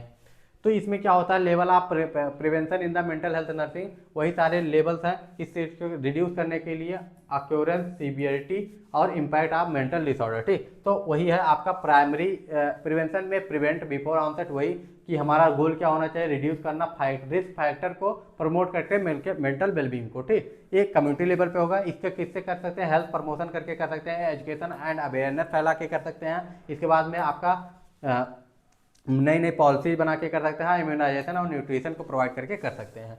इसके बाद में हमारा आ जाता है secondary prevention, early detection and treatment. इसमें क्या होता है, गोल हमारा होता है कि जल्दी से जल्दी जो भी मेंटल डिसऑर्डर है उसको पहचाना जाए और उसकी ट्रीटमेंट स्टार्ट किया जाए। ठीक, अर्ली स्टेज में उसको प्रिवेंट किया जाए, उसके कॉम्प्लिकेशन बढ़ने ना पाए। इसमें क्या प्रोग्राम प्रोवाइड किए जाते हैं या क्या फैसिलिटी प्रोवाइड की जाती है, इसको कैसे प्रोवाइड कर पाएंगे, प्राइमरी प्रिवेंशन सेकेंडरी प्रिवेंशन कैसे कर पाएंगे, इसके लिए स्क्रीनिंग करना पड़ेगा, स्क्रीनिंग प्रोग्राम चलाना पड़ेगा गाँव गाँव पे, अर्ली डायग्नोसिस और ट्रीटमेंट करना पड़ेगा। इसके अलावा सब क्राइसिस इंटरवेंशन करना पड़ेगा और कम्युनिटी मेंटल हेल्थ सर्विसेज को प्रोवाइड करना पड़ेगा, यानी सीएससी पीएससी लेवल पे कम्युनिटी मेंटल हेल्थ सर्विसेज को प्रोवाइड करना पड़ेगा। इसके बाद टर्सरी प्रिवेंशन में क्या आ जाता है, रिहेबिलिटेशन एंड रिलैप्स प्रिवेंशन। इसमें क्या होता है, रिड्यूस किया जाता है कॉम्प्लिकेशन को। टर्सरी प्रिवेंशन में जितना जल्दी आप मेडिकेशन करके और कितना जल्दी ठीक कर ले कि उसका और भी बीमारी और भी सिस्टम पे अफेक्ट ना पड़े, वही होता है आपका डिसेबिलिटी को कम किया जाता है, इंप्रूव किया जाता है क्वालिटी ऑफ लाइफ को मेंटली इल पेशेंट के। ठीक, ये हो गया आपका साइको सोशल रिहेबिलिटेशन हो गया,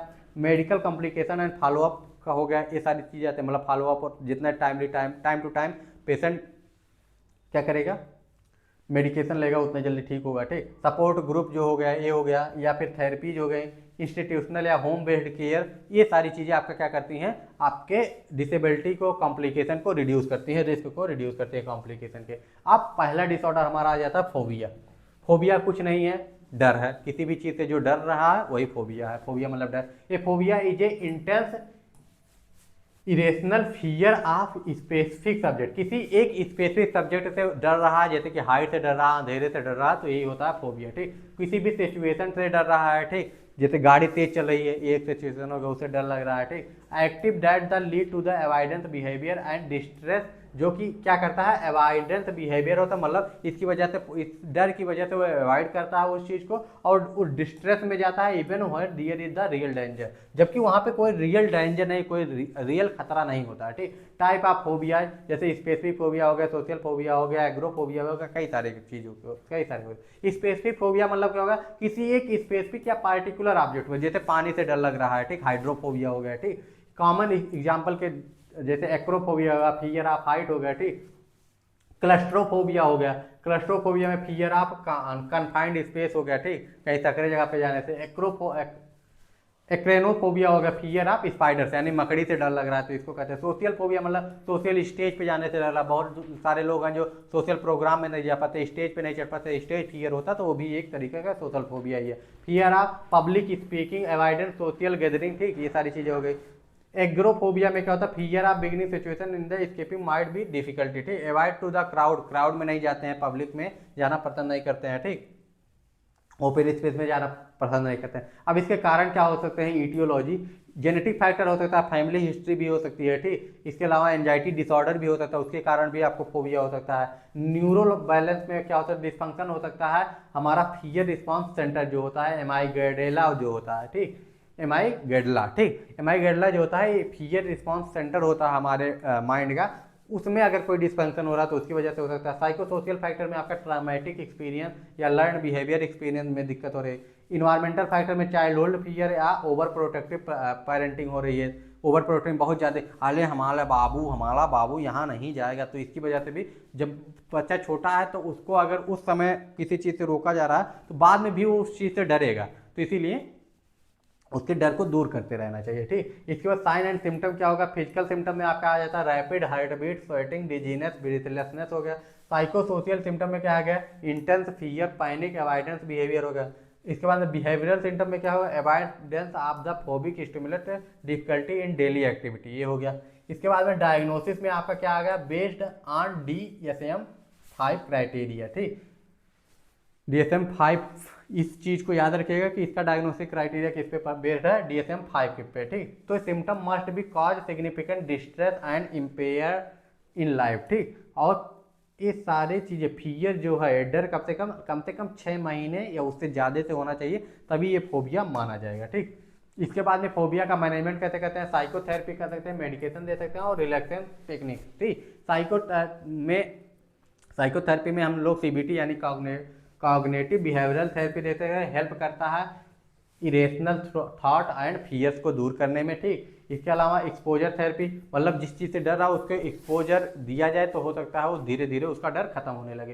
ठीक, जैसे कुछ लोग स्टेज में चढ़ने से डरते हैं, लेकिन धीरे धीरे धीरे धीरे करके धीरे धीरे उनका डर दूर हो जाता है। मेडिकेशन में, ठीक, सेलेक्टिव सीरोटोनिन रीअपटेक इनहिबिटर को दिया जाता है। ठीक, बेंजोडाइजापिन्स को दिया जाता है, बीटा ब्लॉकर्स यूज किए जाते हैं। ठीक, रिलैक्सेशन टेक्निक में डीप ब्रीथिंग हो गया, प्रोग्रेसिव मसल रिलैक्सेशन हो गया, माइंडफुलनेस हो गया, ये सारी चीज़ें आप किया जाती हैं।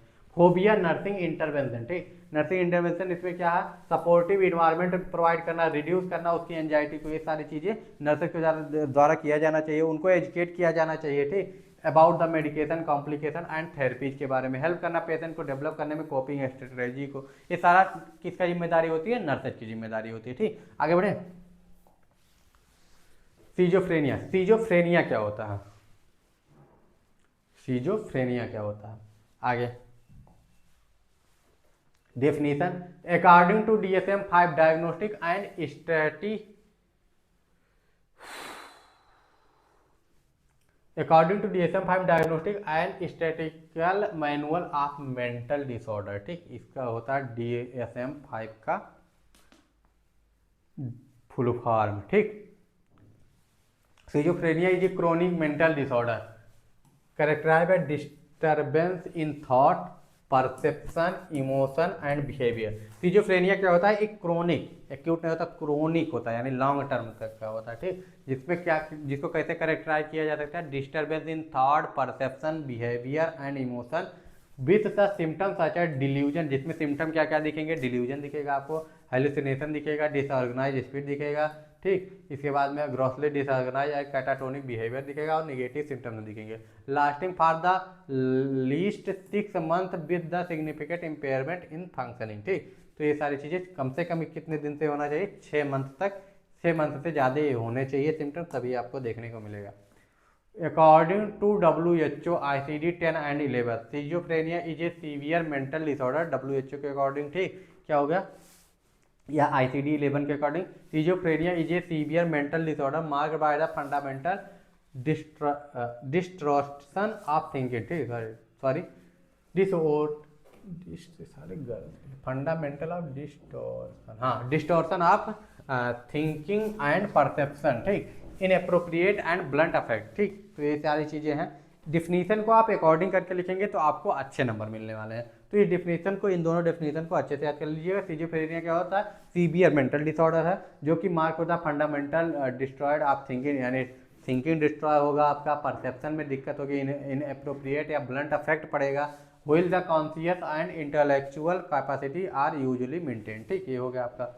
इसके अलावा आपका इटियोलॉजी या कॉजेज क्या हो गया, बायोलॉजिकल में आपका जेनेटिक डिस्पोजिशन, प्री डिस्पोजिशन हो गया, यानी जेनेटिक की वजह से हो सकता है, इंक्रीज द रिस्क। ठीक, इसके बाद न्यूरो ट्रांसमीटर इम्बैलेंस होता है, ब्रेन स्ट्रक्चर एंड एबनॉर्मेलिटीज होती हैं। इन्वायरमेंटल फैक्टर में आपका प्रीनेटल एक्सपोजर हो जाएगा, अर्ली चाइल्डहुड ट्रामा होगा, सब्सटेंस अब्यूज होगा, ये सारी चीज़ें आपके इन्वायरमेंटल फैक्टर में आती हैं।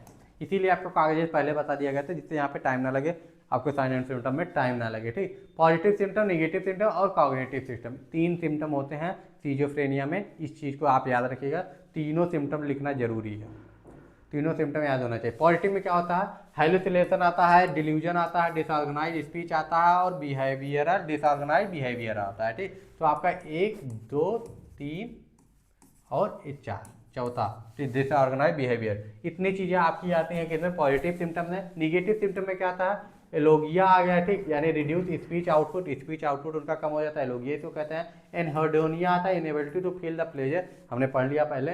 एवाइलेंस, इस पर लैक ऑफ मोटिवेशन होता है। सोशल विड्रॉल, आइसोलेशन हो गया, डिक्रीज इंटरेस्ट हो गया इन रिलेशनशिप, ये सारी चीज़ें में आ जाए। कॉग्निटिव सिम्टम्स में क्या आते हैं, empire attention and concentration, memory deficit and poor problem solving, ये सारी चीज़ें कॉग्निटिव सिम्टम्स में आ जाती हैं। टाइप कितने होते हैं, पैरानॉइड होता है, डिसऑर्गेनाइज होता है, कैटाटोनिक। अभी 2026 में जो मेंटल का पेपर हुआ उसमें टाइप पूछा गया था 2 नंबर में। 4 टाइप बताइए सिजोफ्रेनिया के, केवल टाइप के नेम पूछे गए थे, इंग्लिश करना था। ठीक, तो पैरानॉइड हो गया, डिसऑर्गेनाइज हो गया, कैटाटोनिया हो गया, डिफरेंशिएटेड हो गया और रेसिडुअल हो गया। ठीक, इसके अलावा हमारा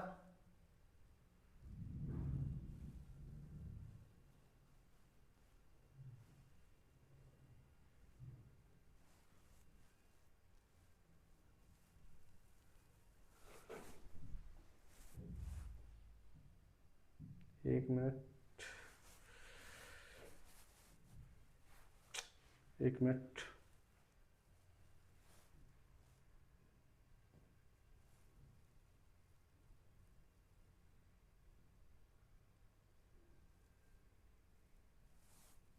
हाँ, तो इसके बाद में डायग्नोसिस आ जाता है बेस्ड ऑन DSM-5 क्राइटेरिया।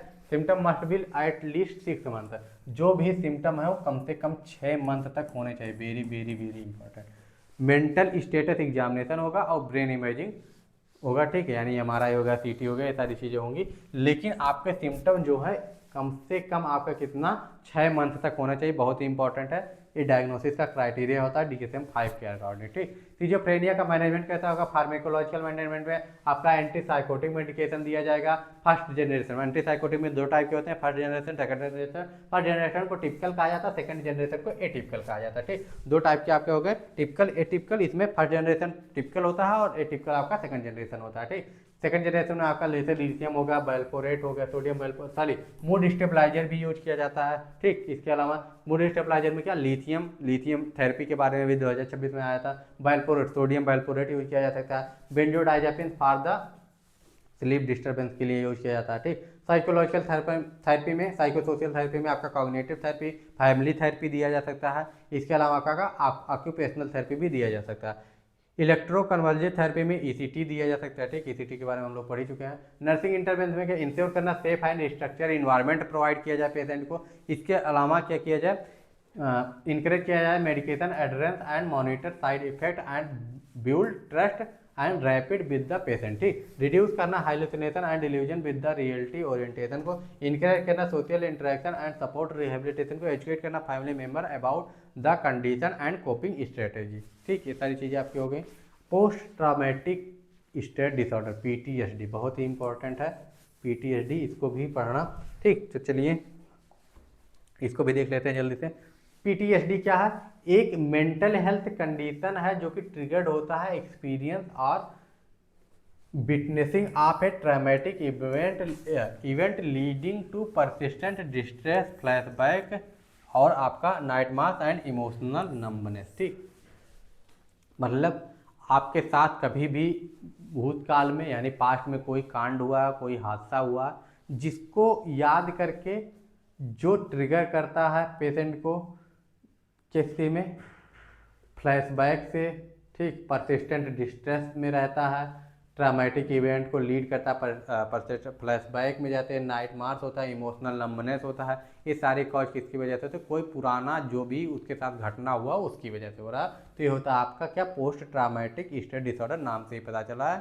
ठीक, post traumatic stress disorder is a mental health condition triggered by, किससे ट्रिगर्ड होता है? जो पुरानी चीज़ें जब याद आ जाती है तो उसकी वजह से उसको डिस्ट्रेस होता है, नंबनेस होता है। ठीक, ये सारी चीज़ें आपकी आती हैं। ट्रामेटिक इवेंट काज क्या क्या होता था? ट्रामेटिक इवेंट हुआ हो, उसके साथ कुछ भी हुआ, सेक्सुअल या फिजिकल असॉल्ट हुआ, नेचुरल डिजास्टर हुआ हो, sudden loss of A love one को किसी को लॉस किया हो, नेचुरल डिजास्टर की वजह से कोई दिक्कत हुआ हो। ठीक, बायोलॉजिकल फैक्टर में क्या आ जाता है? Dysfunction in the fear processing centre हो। ठीक, इंक्रीज हो कॉर्टिसोल एंड एड्रेनल लेवल, या फिर जेनेटिक प्रीडेशन, फैमिली हिस्ट्री भी हो सकता है इस लेवल का PTSD का, तो इसकी वजह से भी हो सकता है। साइन एंड सिम्टम में क्या हो सकते हैं? आपका intrinsic symptom, negative symptom, avoidance symptom, hyper arousal symptom. Intrinsic symptom में क्या होता है? फ्लैशबैक जैसे हो गया, ये सारी चीज़ें आपका फ्लैशबैक रिलीविंग, अगर फ्लैशबैक की बात उसको याद आ जा रही है तो इससे उसको दिक्कत हो रही है। नाइट मार्च रिकरेंट हो रहा है उसका, डिस्ट्रेस और ड्रामा। ठीक, ठीक, सडन थॉट, इसमें क्या हो रहा है? Distressing memories. ठीक, sudden thought of the event. ठीक, इसके बाद में सडन उसके थॉट आ रहा है तो उसकी वजह से उसको दिक्कत हो रहा है। अब निगेटिव में क्या हो जाएगा, परसिस्टेंट निगेटिव थॉट, हमेशा वो उसी के बारे में सोच रही है। Loss of interest in enjoyable activity, ठीक, इंटरेस्ट नहीं है उसका किसी भी इंजॉयबल, जो भी अच्छा मोमेंट है, अच्छा माहौल है उसमें भी। Feeling of guilt same and helplessness, ऐसा कुछ फीलिंग आ रहा है। एवाइडेंस सिम्टम, ठीक, जो भी सिम्टम्स आ रहे हैं, जैसे किसी भी पीपल की वजह से अगर वो आ रहा है, अगर किसी प्लेस की वजह से आ रहा है, किसी जगह की वजह से आ रहा है, किसी घर की वजह से आ रहा है, किसी भी चीज़ की वजह से आ रहा, तो उसको वो अवॉइड करता है, तो ये भी एक लक्षण में आ जाता है, ठीक। इसके अलावा hyper arousal symptom, irritability and anger outburst, ठीक, मतलब उसके प्रति गुस्सा रहेगा, इरिटेशन रहेगा उस चीज़ की प्रति, स्लीप डिस्टर्बेंस होगा, इंसोम्निया होगा, हाइपरबिलिमिया होगा, बीइंग इजिली स्टार्टेड, ठीक। ये सारी चीज़ें आसानी से स्टार्ट हो जाती हैं उसको सुनने के बाद, उसको देखने के बाद, ये सारे इस चीज़ के पुराने ट्रामा, पुराने हादसे को, ठीक। मैनेजमेंट क्या होगा, साइकोथेरेपी वही, कॉग्निटिव थेरेपी, एक्सपोजर थेरेपी दिया जाएगा। एक्सपोजर थेरेपी मतलब उसको बार बार वही चीज़ रिपीट किया जाए, उस पर्सन को दिखाया जाए, उस प्लेस को दिखाया, हो सकता है उसका धीरे धीरे स्ट्रेस दूर हो जाए, हो भी सकता है नहीं भी हो सकता है, ठीक। आई मूवमेंट, ठीक, dis desensitization and reprocessing, help करना प्रोसेस में ट्रामेटिक मेमोरीज को, ठीक। इसके बाद में मेडिकेशन में वही आपका हो गया बेंडोडाइजापिन्स हो गया, पैराजिन्स हो गए, ये सारी हो गया। लाइफ स्टाइल में रिलैक्स टेक्निक, उसको मेडिकेशन, डीप ब्रीथ के बारे में बताया जाए। Support group, healthy life style, ये सारी चीज़ें हो गई। अब इसके बाद में आ गया था diagnosis, DSM-5 criteria, symptom must last more than 1 month, ठीक। Clinical interview and history, PTSD checklist, ठीक। PTSD चेकलिस्ट जो होता है, PCL-5 स्क्रीनिंग टूल होता है, इसके थ्रू इसका डायग्नोसिस किया जाता है। किसके थ्रू, DSM-5 क्राइटेरिया होता है कि कम से कम जो भी आपके सिम्टम हो वो 1 मंथ तक रहें, और आपका क्लिनिकल इंटरवेंशन एंड हिस्ट्री लिया जाता है। साथ ही साथ में PCL-5 के थ्रू, स्क्रीनिंग टूल के थ्रू इसका किया जाता है। नर्सिंग इंटरवेंशन में क्या होता है, इस्टेब्लिश करना ट्रस्ट और report of the patient, create करना सेफ एंड काल्म इन्वायरमेंट को, इनकरेज करना expression of the feeling through the therapy, teach करना कोपिंग स्ट्रेटजी को कैसे मैनेज किया जाए स्ट्रेस को, इसको टीच करना। इसके अलावा मॉनिटर करना suicidal thought and self harm risk को, और प्रोवाइड करना फैमिली एजुकेशन, ठीक। ये सारी चीज़ें हो गई। इसके बाद में हमारा आ जाता है OCD, ऑब्सेसिव कंपल्सिव डिसऑर्डर। जैसा कि मैंने बोला था 1.5 घंटे में ख़त्म हो जाएगा फर्स्ट पार्ट, नहीं हो पाएगा, बस थोड़ा सा और सहनशीलता, धैर्य बढ़ाए रखिए। 15 से 20 मिनट और, मैच टू मैच 20 मिनट में आपका ख़त्म हो जाएगा। अब इधर डिसऑर्डर है, तो डिसऑर्डर में आप लगभग चीज़ें टर्मिनोलॉजी पढ़ चुके हैं और साइन एंड सिम्टम पढ़ चुके हैं, तो ज़्यादा टाइम नहीं लगेगा, तो थोड़ा सा और। OCD में क्या होता है, OCD क्या होता है, क्रोनिक मेंटल हेल्थ कंडीशन होता है, characterize persistent unwanted thought and repetitive behaviour. दो चीज़ें होती हैं, वही ऑब्सेसिव होगा यानी अनवांटेड थॉट आएगा लगातार, और लगातार कोई भी वर्क जो रिपीटेटिव बिहेवियर उसका शो करेगा, ठीक। ये सारी कंपल्सन में ये सारी चीज़ें आ गए, ठीक। एम टू रिड्यूस एंजाइटी, और उसका एम क्या होता है, रिड्यूस करना एंजाइटी को। अब इसमें कॉजेज कहाँ, बायोलॉजिकल कॉजेज आ जाते हैं, साइकोलॉजिकल कॉजेज आ जाते हैं, इन्वायरमेंटल कॉजेज आ जाती हैं। न्यूरोट्रांसमीटर इम्बैलेंस होता था, लो लेवल ऑफ सीरोटेनिन हो सकता है, ब्रेन एबनॉर्मलिटीज हो सकती है, genetic factor, family history increase the risk, ठीक। ये हो गया। माल एडेप्टेड थॉट पैटर्न हो सकता है, पर्सनालिटी ट्रेट्स हो सकते हैं, high anxiety and excessive worry हो सकते हैं। इन्वायरमेंटल फैक्टर में जैसे स्ट्रेसफुल लाइफ इवेंट हो सकती है, paediatric auto immune neuropsychotic disorder associated with the streptococcal infection, ठीक। तो ये भी आपके कागज, जैसे स्ट्रेसफुल लाइफ इवेंट है तो इसकी वजह से आपका OCD हो सकता है। पीडियाट्रिक ऑटोसोमल न्यूरो मतलब PANDAS अगर हो तो इसकी वजह से भी आपका हो सकता है, जो कि एक स्ट्रेप्टोकोकस से काज होने वाली बीमारी है। इसके बाद में ऑब्सेसिव और कंपल्सिव, रिपीटेटिव बिहेवियर और इंटेंसिव बिहेवियर, दोनों के बारे में हम लोग पढ़ चुके हैं, फिर से पढ़ने की ज़रूरत है। फियर ऑफ कंटामिनेशन, ठीक है, वही सारी चीज़ें हैं। Doubt of checking, need of symmetry and order, जैसे कोई चीज़ को इनको एकदम अरेंज चाहिए, ये सारी चीज़ें। अनवांटेड एग्रेशन और टैबू थॉट, ठीक, ये सारी चीज़ें हो गई। कंपल्सन में वही चीज़, excessive hand washing, cleaning, repetitive checking the lock switch, ये सारे सिम्टम्स जो होते हैं, ये सारे सिम्टम्स शो होते हैं। तो वही हो गया आपका ऑब्सेसिव मतलब इंट्रेंसिव थॉट और कंपल्सिव मतलब रिपीटेटिव बिहेवियर। इसके बाद में साइकोथेरेपी वही CBT दिया जाता है, कॉग्निटिव बिहेवियरल थेरेपी दिया जाता है, फोकस किया जाता है, चेंजिंग थॉट पैटर्न को चेंज किया जाए। इसके अलावा exposure of response prevention, exposing patient to anxiety trigger will prevent compulsion. ठीक, ये सारी चीज़ें हो गई। इसके बाद में फार्मेकोलॉजिकल ट्रीटमेंट में क्या आ जाता है, सेलेक्टिव सीरोटोनिन रिसेप्टर इनहिबिशन हो जाता है। इसके अलावा आपका ट्राइकुलर एंटी डिप्रेसेंट TCA हो जाता है। एडवांस ट्रीटमेंट में क्या आ जाता है, डीप ब्रेन स्टिमुलेशन आ जाता है। इसके बाद में आपका stimulation of brain region, electroconversion therapy ECT को दिया जाता है एडवांस ट्रीटमेंट के तौर पे इसमें। अब OCD का डायग्नोसिस आप कैसे कर सकते हैं, DSM-5 क्राइटेरिया क्या है, ऑब्सेशन होना चाहिए, कंपल्सन होना चाहिए या बॉथ हो। ठीक, या तो इनमें से एक हो या दोनों हो, वो चीज़ significant interview with the daily life. ठीक, जो कि उसके डेली लाइफ को क्या कर रहा है, अफेक्ट कर रहा है। Yellow brown obsessive compulsive scale YBOCS जिसको बोला जाता है, यूज टू असेस द क्या, yellow brown obsessive compulsive scale को यूज किया जाता है इसके डायग्नोसिस में। ठीक, इसको नाम को याद रखिएगा, yellow brown obsessive compulsive scale. ठीक, नर्सिंग में क्या होगा, इंकरेज करना expression of the fear without the री इन्फोर्सिंग कंपल्सन, असिस्ट करना थेरेपी कंप्लेंस को, एजुकेट करना about the medication and monitor about for the side effect, provide करना स्ट्रक्चर एंड सपोर्टिव इन्वायरमेंट को, हेल्प करना develop alternative coping strategy involving family members in patient support and education. ठीक, somatoform disorder. ठीक, somatoform disorder आ गया। Somatoform disorder का मतलब क्या होता है, सोमैटोफॉर्म डिसऑर्डर में वही सारे डिसऑर्डर आते हैं जिसमें आपका क्या होता है, मतलब उसको कुछ होता नहीं लेकिन कुछ फील होता है, मतलब उसको कोई प्रॉब्लम नहीं लेकिन फिर भी उसका शरीर में दर्द फील हो रहा है, उसको खुजली हो रही है लेकिन उसको कोई दिक्कत नहीं है। तो ये सारी चीज़ें आते हैं। Somatoform disorder are the group of psychiatric condition where the person experience physical symptom without any identifiable medication cause. ठीक, कोई भी कॉज नहीं होगा, उसके कॉजेज ही कोई नहीं होगा लेकिन फिर भी उसको कुछ फिजिकल सिम्टम्स तो होंगे। This disorder are the psychological but present as real physical complaint. ठीक, कैरेक्टरिस्टिक इसके लक्षण क्या, persistent physical symptom that can not be explained by the medical tested symptoms cause significant distress and the affect daily life, patient genuinely believe they have a medical illness, not taking strong association with the state anxiety and past trauma. ठीक, ये हो गया।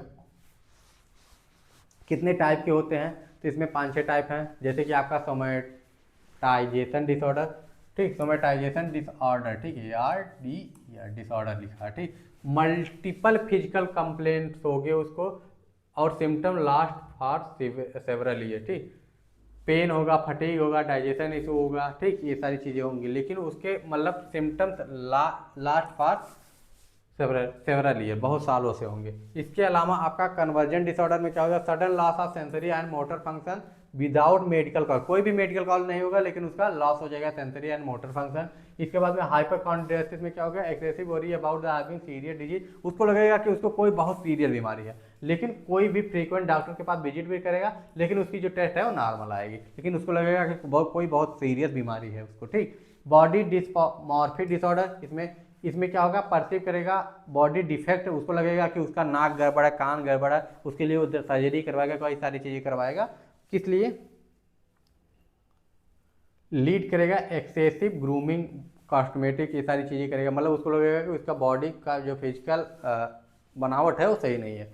Pen disorder में severe unexplained pain that affect the daily life, psychological fight influence the pain perception, उसको कुछ होगा नहीं, कोई दिक्कत नहीं लेकिन उसको फील होगा कि बहुत ज़्यादा उसको पेन हो रहा है, ये सारी चीज़ें हो रही, यही होता है सोमैटोफॉर्म डिजीज में। ठीक, कॉज एंड रिस्क क्या, बायोलॉजिकल में अल्टर्ड ब्रेन फंक्शन अल्टर्ड हो गया तो इसकी वजह से उसको फील हो सकता है। साइकोलॉजिकल में चाइल्डहुड ट्रामा हो सकता है, पर्सनालिटी डिसऑर्डर हो सकता है, सोशल फैमिली हो सकती है, स्ट्रेस हो सकता है, एंजाइटी हो सकती है, इन सारी चीज़ों की वजह से आपका हो सकता है। डायग्नोसिस में क्या होगा, क्लिनिकल असेसमेंट हो सकता है, एक्सक्लूजन ऑफ मेडिकल कंडीशन हो सकती है, साइकेट्रिक एवेल्यूएशन हो सकता है। ठीक, ये सारी चीज़ें आपके क्लिनिकल असेसमेंट में हिस्ट्री, सिम्टम मैटर पैटर्न क्या है इसको देखेंगे।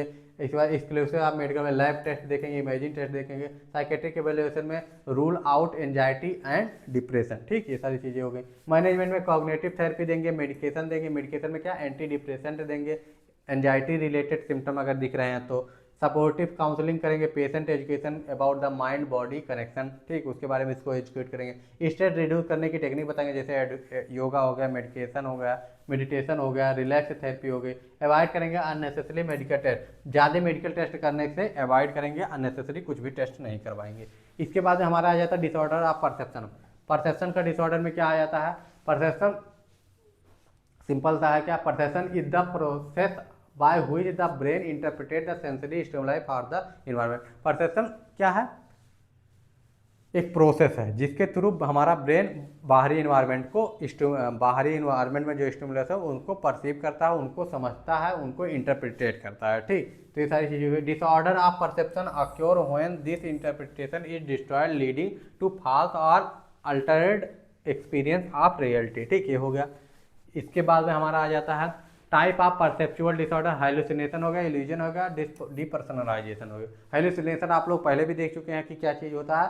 False sensory perception without external, कोई भी एक्सटर्नल स्टिमुलाई नहीं है लेकिन उसको लगेगा कि हाँ हमको मार देगा, ठीक। इसमें सॉरी, फिर भी उसको लगेगा कि हाँ ये चीज़ है। इसमें क्या होता है? जैसे सड़क पे जा रहे हो, एग्जांपल बताया ना, गर्मी के दिनों में लगता है कि पानी है लेकिन वहाँ पे कुछ नहीं होता, तो ये विजुअल हाइलुसिनेशन हो गया। ऑडिटरी हियर वॉइस या साउंड सुनाई दे रहा है लेकिन कुछ नहीं है। ऑल्फैक्टरी में उसको स्मेल आ रहा है लेकिन कुछ नहीं है। एक्सप्रेशन, उसको लगेगा कि उसके लिए है लेकिन उसके लिए नहीं होगा।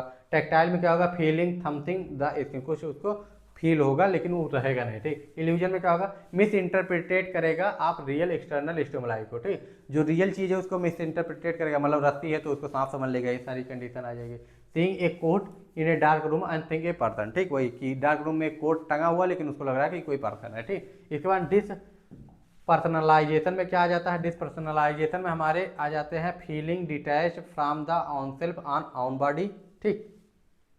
Scene in anxiety, depression and dissociative disorder. Simple सी है, कुछ इसमें बताने वाली चीज़ नहीं है। अब ये दो टाइप का होता है। Personal type of perceptual disorder में दो चीज़ें और आ जाते हैं। D realisation. डी रियलाइजेशन क्या होता है? Feeling of an external word is unreal and, मतलब वर्ड को अनरियल समझ रहा है, ठीक। और इसमें क्या होता है?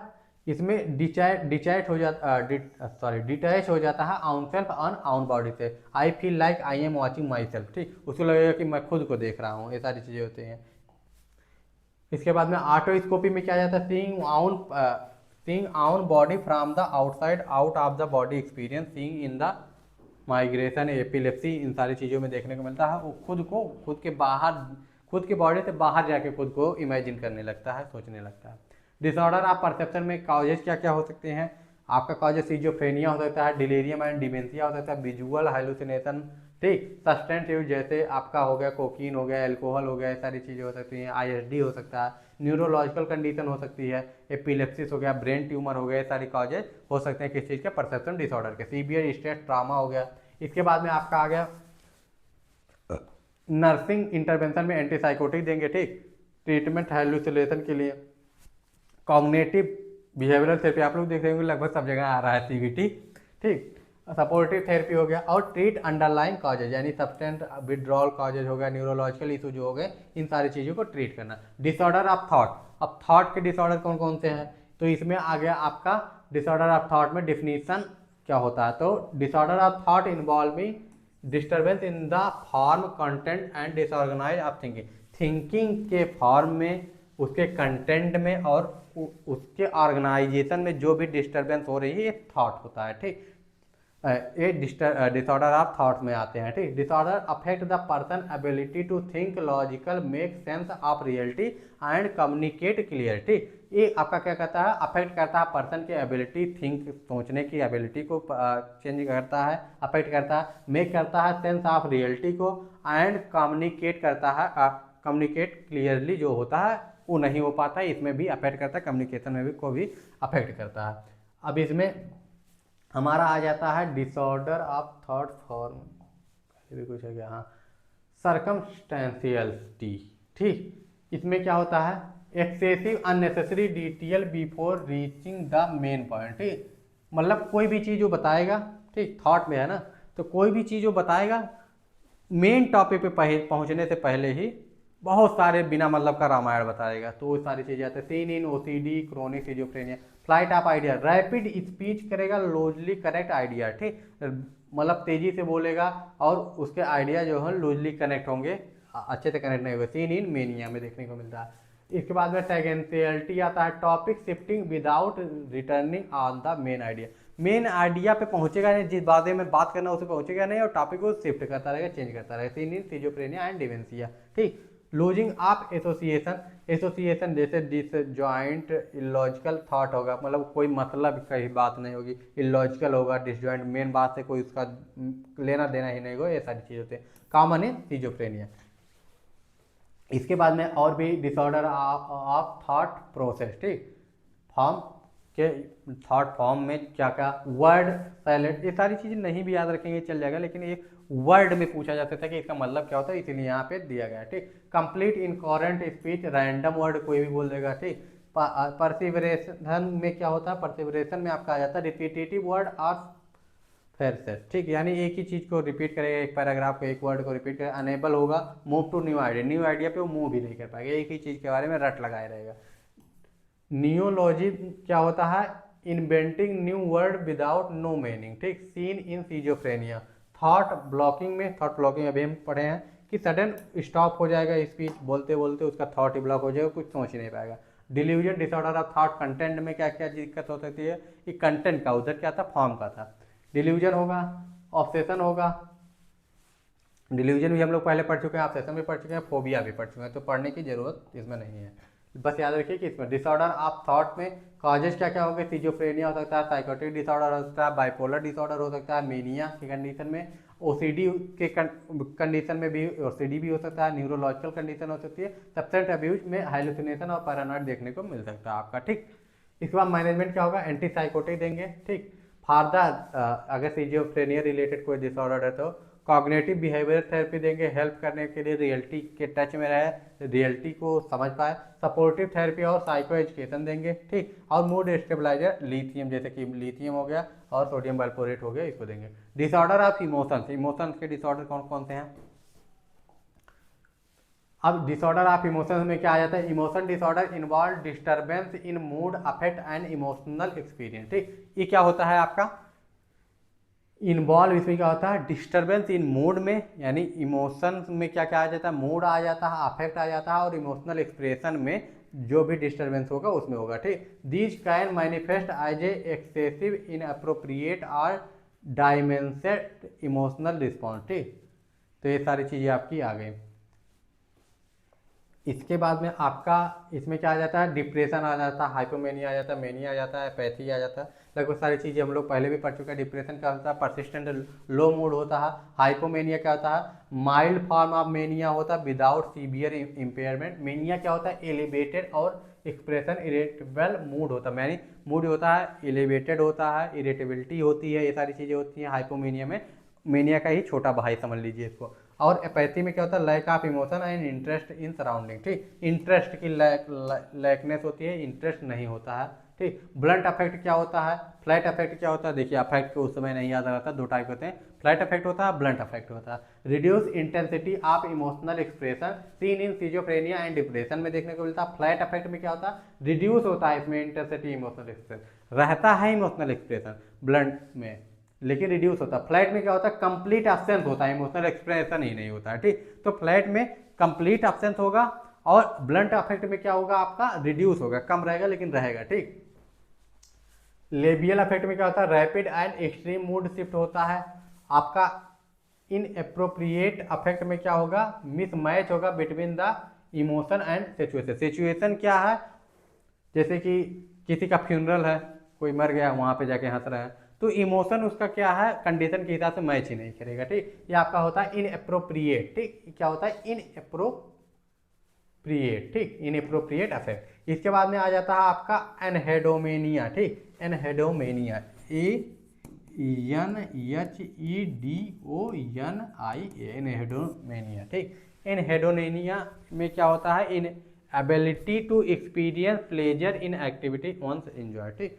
ये भी आप लोग पढ़ चुके हैं कि इसमें प्लेजर फील नहीं होता। डिसऑर्डर के काजे क्या, साइकेट्रिक डिसऑर्डर में जैसे कि डिप्रेशन हो गया, बाइपोलर डिसऑर्डर हो गया, सिजोफ्रेनिया हो गया, न्यूरोलॉजिकल कंडीशन है, जैसे ब्रेन इंजरी हो सकता है, स्ट्रोक या डिमेंशिया की वजह से भी हो सकता है। हार्मोनल इम्बैलेंस में जैसे थायराइड डिस्ट्रॉयड हो सकता है, एड्रेनल डिस्फंक्शन हो सकता है, सब्सटेंस में जैसे अल्कोहल या ड्रग एब्यूज हो सकता है, क्रोनिक स्ट्रेस ट्रामा में पीटीएसडी हो गया, एंजाइटी डिसऑर्डर हो गया, मैनेजमेंट ऑफ ट्रीटमेंट में एंटी डिप्रेसेंट हो गया, मूड स्टेबलाइजर हो गया, एंटी साइकोटिक हो गया, कॉग्निटिव बिहेवियरल थेरेपी हो गया, इलेक्ट्रोकन्वर्जेंट थेरेपी हो गया, ये सारी चीज़ें आपकी हो गई। Disorder of motor activity. अब मोटर एक्टिविटी के डिसऑर्डर कौन कौन से होने वाले हैं?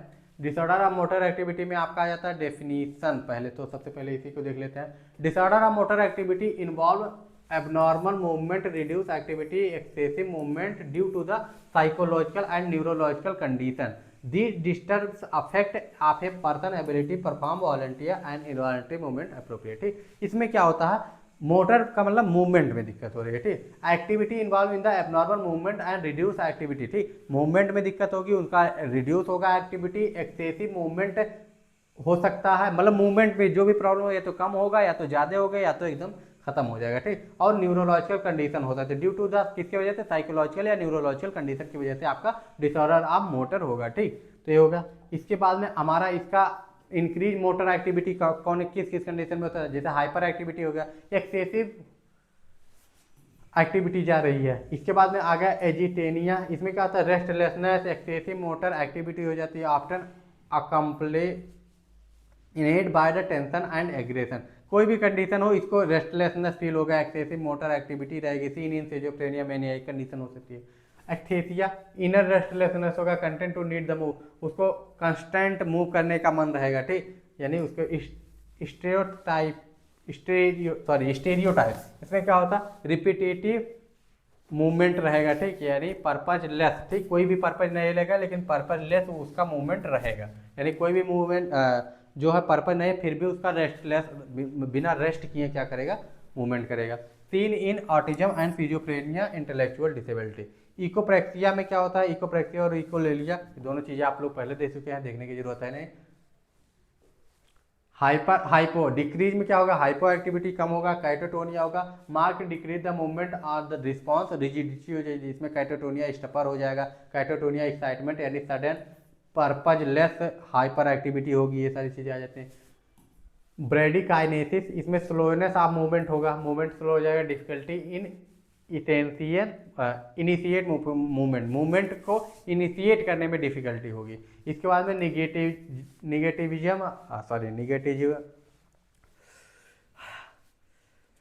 क्या होगा, negative opposition and resistance to movement, movement के लिए मतलब निगेटिव थॉट रहेगा, वो अपोजिट करेगा, मतलब रोकने की कोशिश करेगा कि ना करना पड़े। Seen in catatonic schizophrenia. Mutism, इसमें क्या होता है, अब्सेंस ऑफ स्पीच अब्सेंट रहेगा, despite normal functioning and vocal cord, ठीक। Seen in the catatonia and several depression disorder, ठीक। ये हो गया एबनॉर्मल इनवॉलंटरी मूवमेंट, ठीक, जैसे टिक्स हो गया, एबनॉर्मल होगा लेकिन इनवॉलेंट्री मूवमेंट होगा, मतलब उसका मन नहीं रहेगा, फिर टिक्स में सडन रैपिड रिकरेंट मूवमेंट देखने को मिलेगा। कोहरे इसमें इनवॉलेंट्री होगा, जर्क मूवमेंट रहेगा। इसके बाद में डिस्टोनिया में क्या होगा, sudden muscle contraction leading to the abnormal position, ठीक, एबनॉर्मल पोजीशन लीड कर देगा, क्यों, मसल कंट्रैक्शन की वजह से जो कि सडन होगा। इसके बाद में टर्मर्स में क्या होगा, रिदमिक इनवॉलेंट्री सीकिंग मूवमेंट होगा, ठीक, सीन इन पार्किंसन डिजीज में देखने को मिलेगा, ठीक, ये हो गया आपका। इसके बाद में आपका आ जाता है डिसऑर्डर ऑफ थॉट में कॉजेज क्या क्या हो गए, तो वही psychiatric disorder, neurological condition, medication and side effect. Medication का साइड इफेक्ट किस चीज़ मेडिकेशन है, एंटीसाइकोटिक का हो सकता है, कॉज कर सकता है डिस्टोनिया या फिर एक्थेसिया, ये कॉज कर सकता है substance use and withdrawal, alcohol हो गया, स्टिमुलेंस हो गया, डेवलपमेंटल डिसऑर्डर हो गए, ये सारे चीज़ें आपका कॉज कर सकती हैं। मैनेजमेंट एंड ट्रीटमेंट में क्या हो गया, एंटीसाइकोटिक हो गया, जैसे एंटीसाइकोटिक का यूज कर सकते हैं, बेंजोडाइजापिन का यूज कर सकते हैं, डोपामाइनेर्जिक ड्रग का यूज कर सकते हैं, बिहेवियरल थेरेपी का यूज कर सकते हैं, इलेक्ट्रोकन्वर्जेंट थेरेपी ईसीटी का यूज कर सकते हैं। डिसऑर्डर आप मेमोरी में क्या क्या डिसऑर्डर्स आ जाते हैं आपके, इसमें आपका मेमोरी में डिस्टर्बेंस होगा, impairment in storing, retrieving and recalling information को स्टोर करने में, उसको रिकॉल करने में दिक्कत है। This can result the neurological या साइकोटिक या फिर आपका सब्सटेंस रिलेटेड प्रॉब्लम हो सकता है, इसकी वजह से आपका हो सकता है, ठीक। अब डिसऑर्डर ऑफ रिटेंशन या लॉस ऑफ मेमोरी, एमनीसिया, ठीक। लॉस ऑफ मेमोरी में क्या क्या कंडीशन हो सकता है, एमनीसिया हो सकता है, डिमेंशिया हो सकता है, इसके बाद में आपका टीजीए हो सकता है और कॉर्सिकोफ सिंड्रोम हो सकता है, ठीक। तो ये सारे कंडीशन है, जल्दी से देख लेते हैं, बहुत ही आसान से कंडीशन है। एमनीसिया में क्या होता है, पार्शियल या कंप्लीट लॉस ऑफ मेमोरी, ठीक। पार्शियल या कंप्लीट लॉस हो जाएगा मेमोरी। टाइप कितने होते हैं, anterograde amnesia, inability to form new memory, ठीक। नई मेमोरी फॉर्म करने में इसमें दिक्कत होगी। और रेट्रोग्रेड में क्या होगा, loss of past memory before an event, किसी इवेंट के पहले की मेमोरी उसमें लॉस हो जाएगी, तो रेट्रोग्रेड होगा। और एट्रोग्रेड में क्या होगा, नई मेमोरी बनाने में दिक्कत होगी। डिस्मेंशिया में क्या होगा, progressive memory loss with the cognitive decline seen in the Alzheimer disease, ठीक। Vascular dementia and Parkinson disease में देखने को मिलता है। टीजीए क्या होता है, सडन टेम्परेरी मेमोरी लॉस, ठीक। क्या होगा, ट्रांजिट ग्लोबल एमनीसिया में क्या होता है, सडन होगा, टेम्परेरी मेमोरी लॉस होगा, लॉस लास्टिंग आवर, कुछ आवर के जो है वो लॉस हो जाएंगे। कॉर्सरकोफ सिंड्रोम में क्या होता है, इसमें सीवियर मेमोरी लॉस होता है, किसके लिए, क्रोनिक एल्कोहल यूज की वजह से होता है, ठीक। ये एल्कोहल अब्यूज सिंड्रोम में आपको देखने को मिलेगा अभी। इसके बाद डिसऑर्डर ऑफ रिकॉल, रिकॉल करने में क्या दिक्कत होगा, यानी डिस्ट्रॉयड मेमोरी में क्या होगा, कॉन्फेबुलेशन में क्या होगा, फीलिंग ऑफ मेमोरी गैप, ठीक। कोई भी मेमोरी गैप की दिक्कत रहेगी, जिसमें कोई भी पर्सन क्या करेगा, नई मेमोरी को जो है, नई अपनी कहानी को बताएगा, लेकिन वो सच नहीं रहेगी, लेकिन फिर भी उसको लगेगा कि वो सच है, ठीक। डेजा वू में क्या होता है, feeling that the new situation has been experience before, ठीक। कोई नया सिचुएशन रहेगा, उसको लगेगा कि वो पहले से वो एक्सपीरियंस कर चुका है, डेजा वू होता है। जैमिया तो ये क्या था, फैमिलियर प्लेस और प्लेस सीम अनफैमिलियर, ठीक। कोई पुराना जगह रहेगा, इसमें इसको लगेगा कि ये नया नया चीज़ है, ठीक। और हाइपर मैनेसिया में क्या होता है, exclusive detail recall of the excessively detail recall of past event, ठीक। इसमें क्या होगा, रिकॉल नहीं कर पाएगा, डिटेल रिकॉल किसी चीज़ का नहीं रहेगा, उसको पार्ट में सीन इन मेनिया, पीटीएसडी पे, इस सारी चीज़ों में नहीं हो पाएगा, ठीक। Disorder of recognization, false memories में क्या होगा, पैरामेनेसिया, इसमें क्या होगा, destroyed of incorrect memory recalling, ठीक। डिस्ट्रॉयड हो जाएगा या इनकरेक्ट हो जाएगा जो कि मेमोरी रिकॉल होगा, ठीक। रीडुप्लीकेशन पैरामेनेसिया, इसमें क्या होता है, believe that a place or person exist in multiple location stimulation, ठीक। उसको बिलीव रहेगा एक प्लेस या पर्सन कई जगहों पे एग्जिस्ट करता है, मल्टीपल जगहों पे एग्जिस्ट करता है। इस बात में क्या होता है,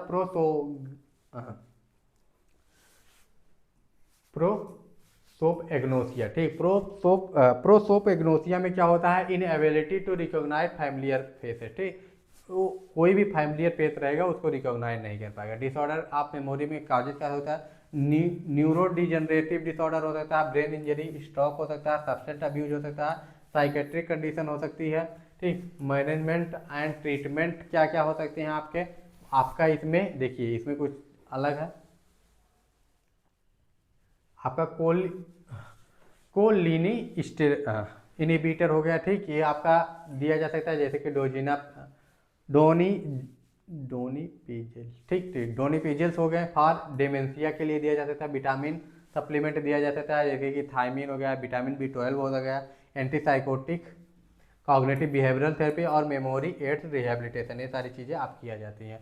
डिसऑर्डर ऑफ इंसाइट, इसको हम देखेंगे नेक्स्ट लेक्चर में यहाँ से, ठीक। डिसऑर्डर ऑफ इंसाइट से लेके सारी चीज़ें अब हम नेक्स्ट लेक्चर में देखने वाले हैं, क्योंकि अब फास्ट हो जा रहा है और